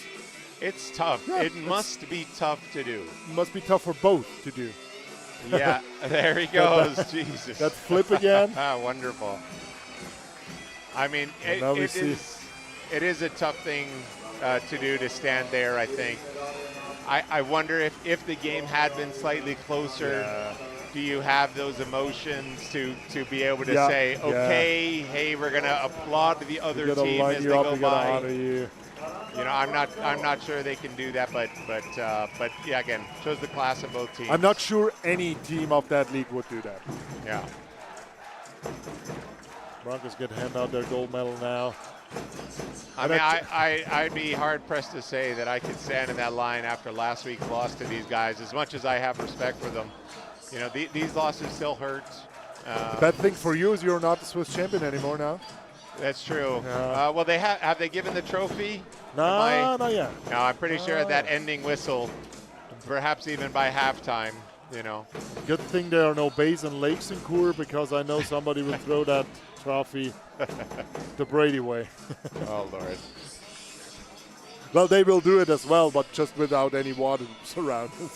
I honestly have no idea where that trophy goes afterwards. I don't think I saw it again ever after that game. So hopefully they do keep that in a place where they can kind of... I think it's there's one is that you have to give back, the one with Yes. the ball, and then you have the other one that it's like to keep. Yeah, I still have never. I've still not seen either. Usually you have a restaurant or just like a sponsor you put it at, or like some kind of showcase. Or we had back in the days we had a little a family football affiliated family in Coor that has a big showcase in their like on their house, so they put all the trophies there. It was close to our bar back Well, then. the Broncos are getting closer to needing a room. At this point, for all the rather trophies? than just a showcase. Yeah, the trophies that they've and accumulated. they're taking home 2 today. Yeah, indeed. Well done, obviously, to the U19. There team was as an under well. 13 loss against the Zurich Renegades on the flag finals. Broncos ladies are undefeated until now. They're 8-0. I'm happy to. Under 16 looks pretty well too. Yeah, congratulations, obviously, to the Zurich Renegades U13. U13 and U16 flag. Yeah, my new organization getting something this year. Yes. Despite some painful losses in semifinals just last week. So it happens. Yeah, absolutely. But yeah. Also the juniors. Like the juniors lost pretty close too, not just the seniors. So there could have been 2 more Zurich teams on the boat today. Yeah, could have been. Well, that's why we keep fighting, we keep playing. Every team does the same. Keep grinding. And going.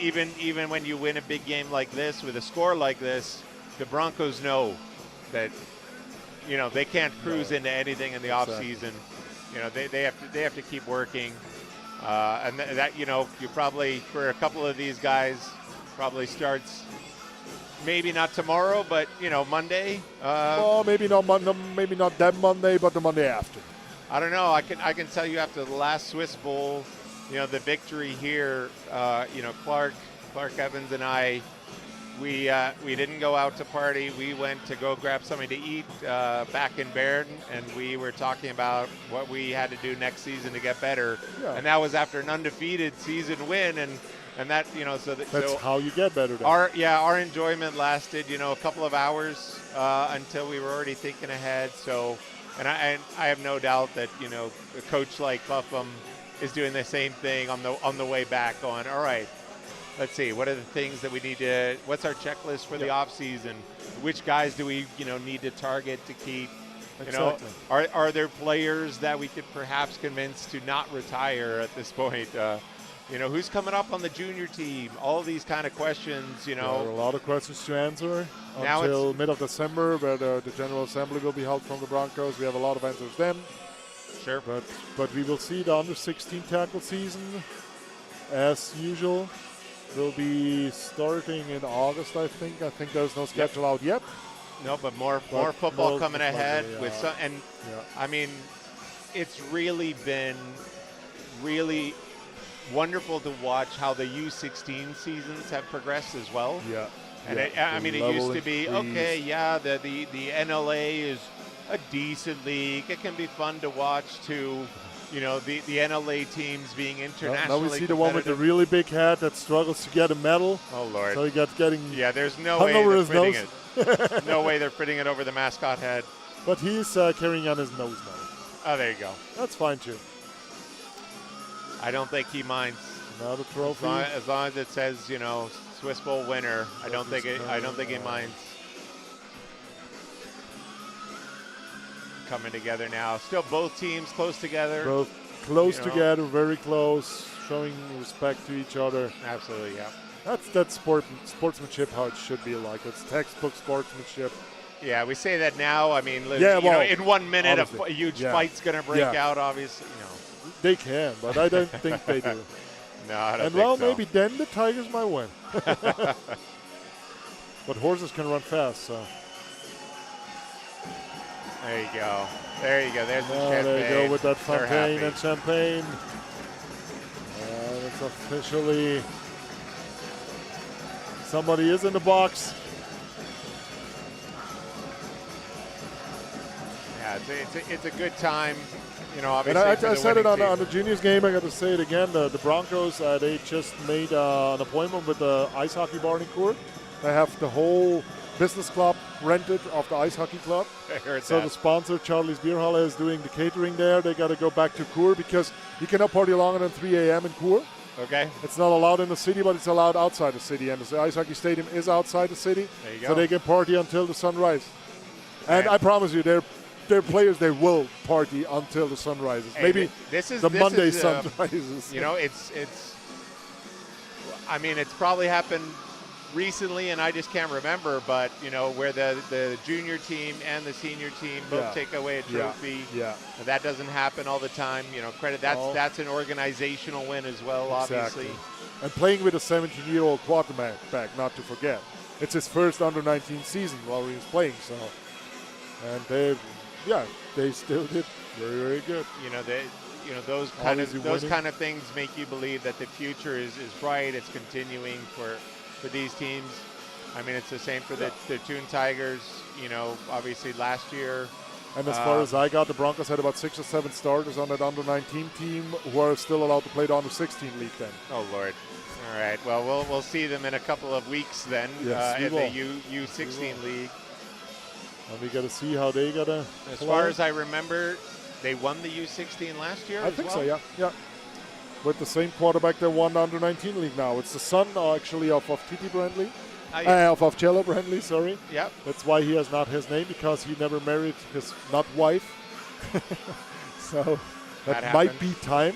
That now. happens. She's on the stadium. She cannot hear us on the stream, but maybe they got to watch the stream and they'll listen to it. But yeah, the founders of the Broncos' sons. One is going to the States now to play high school, Yaroon, center of the under-19, and the other one is leading his team to the first under-19 title. Well, there you go. So that's the way to go as an organization too. Yeah, Keeping these future guys is together. bright. Future's bright. I hope so. Really, both of these organizations, you know, they have a few more good years of football. You know, Exactly. really on the horizon. You can already see it coming. And that's the championship picture we were waiting for. Yeah, I think we're going to come to an end. We got to pack all the stuff together, bring that back home to Coeur. Sounds good. Thank you all very much for that stream. Thank It you was so a great much game. for having me on short notice as well. So very, very happy to have been part of this and get to experience the Swiss Bowl like this. Yes, that's exactly what we need from our sport. The under-19s are now joining the pictures.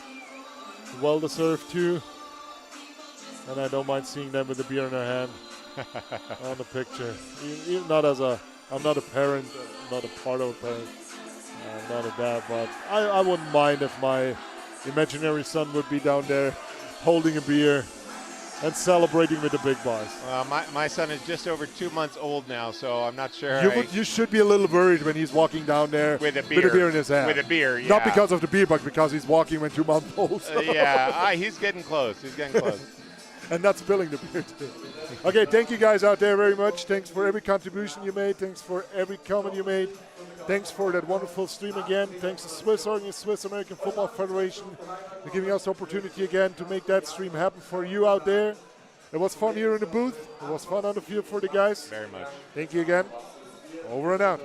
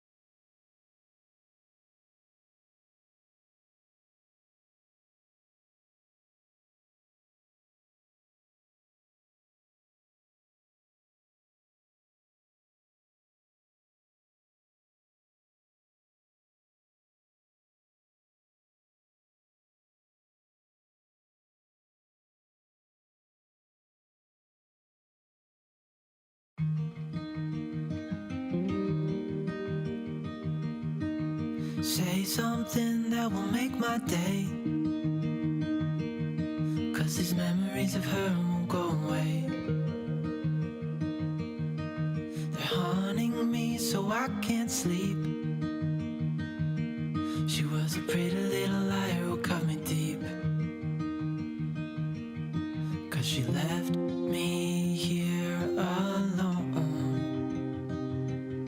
Now my bed feels just like cobblestone. Oh, why did she go?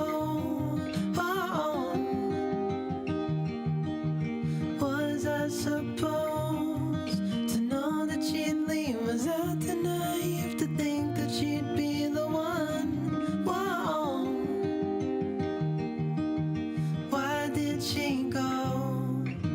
I met her back in 2005. It was her crooked little smile that caught my eye. Time went by and it was her and I. She promised me to never leave my side, but she left me here alone.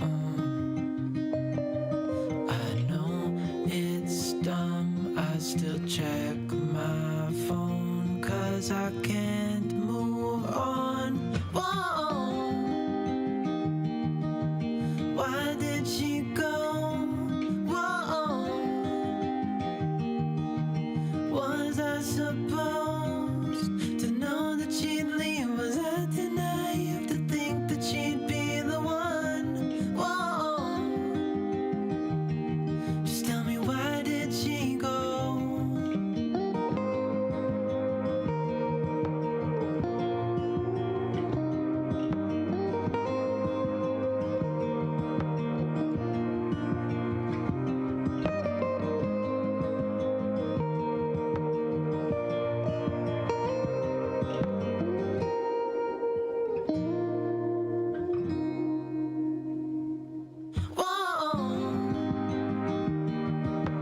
Why did she go? Whoa, was I supposed to know that she'd leave? Was I too naive to think that she'd be the one? Whoa, just tell me, why did she go?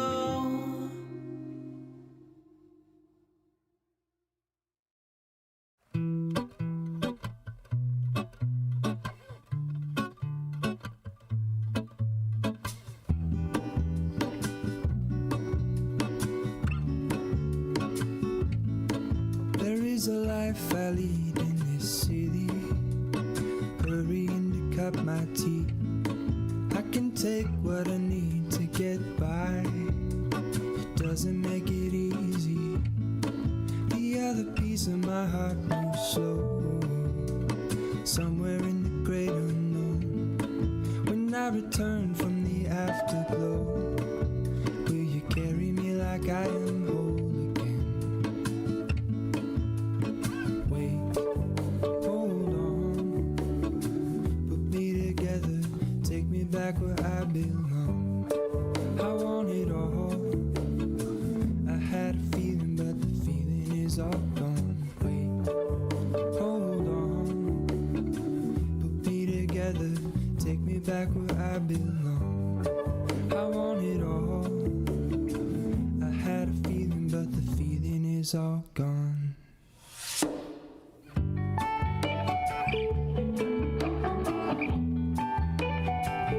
The feeling is all gone.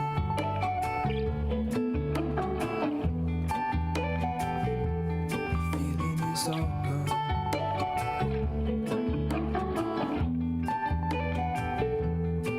If I could take you back to my youth and show you what I wish I knew, my will is strong with a place to lean. In the moment I hung desperately, the other ring on my wrist is gold, pairing with the light it holds. When I return from my skin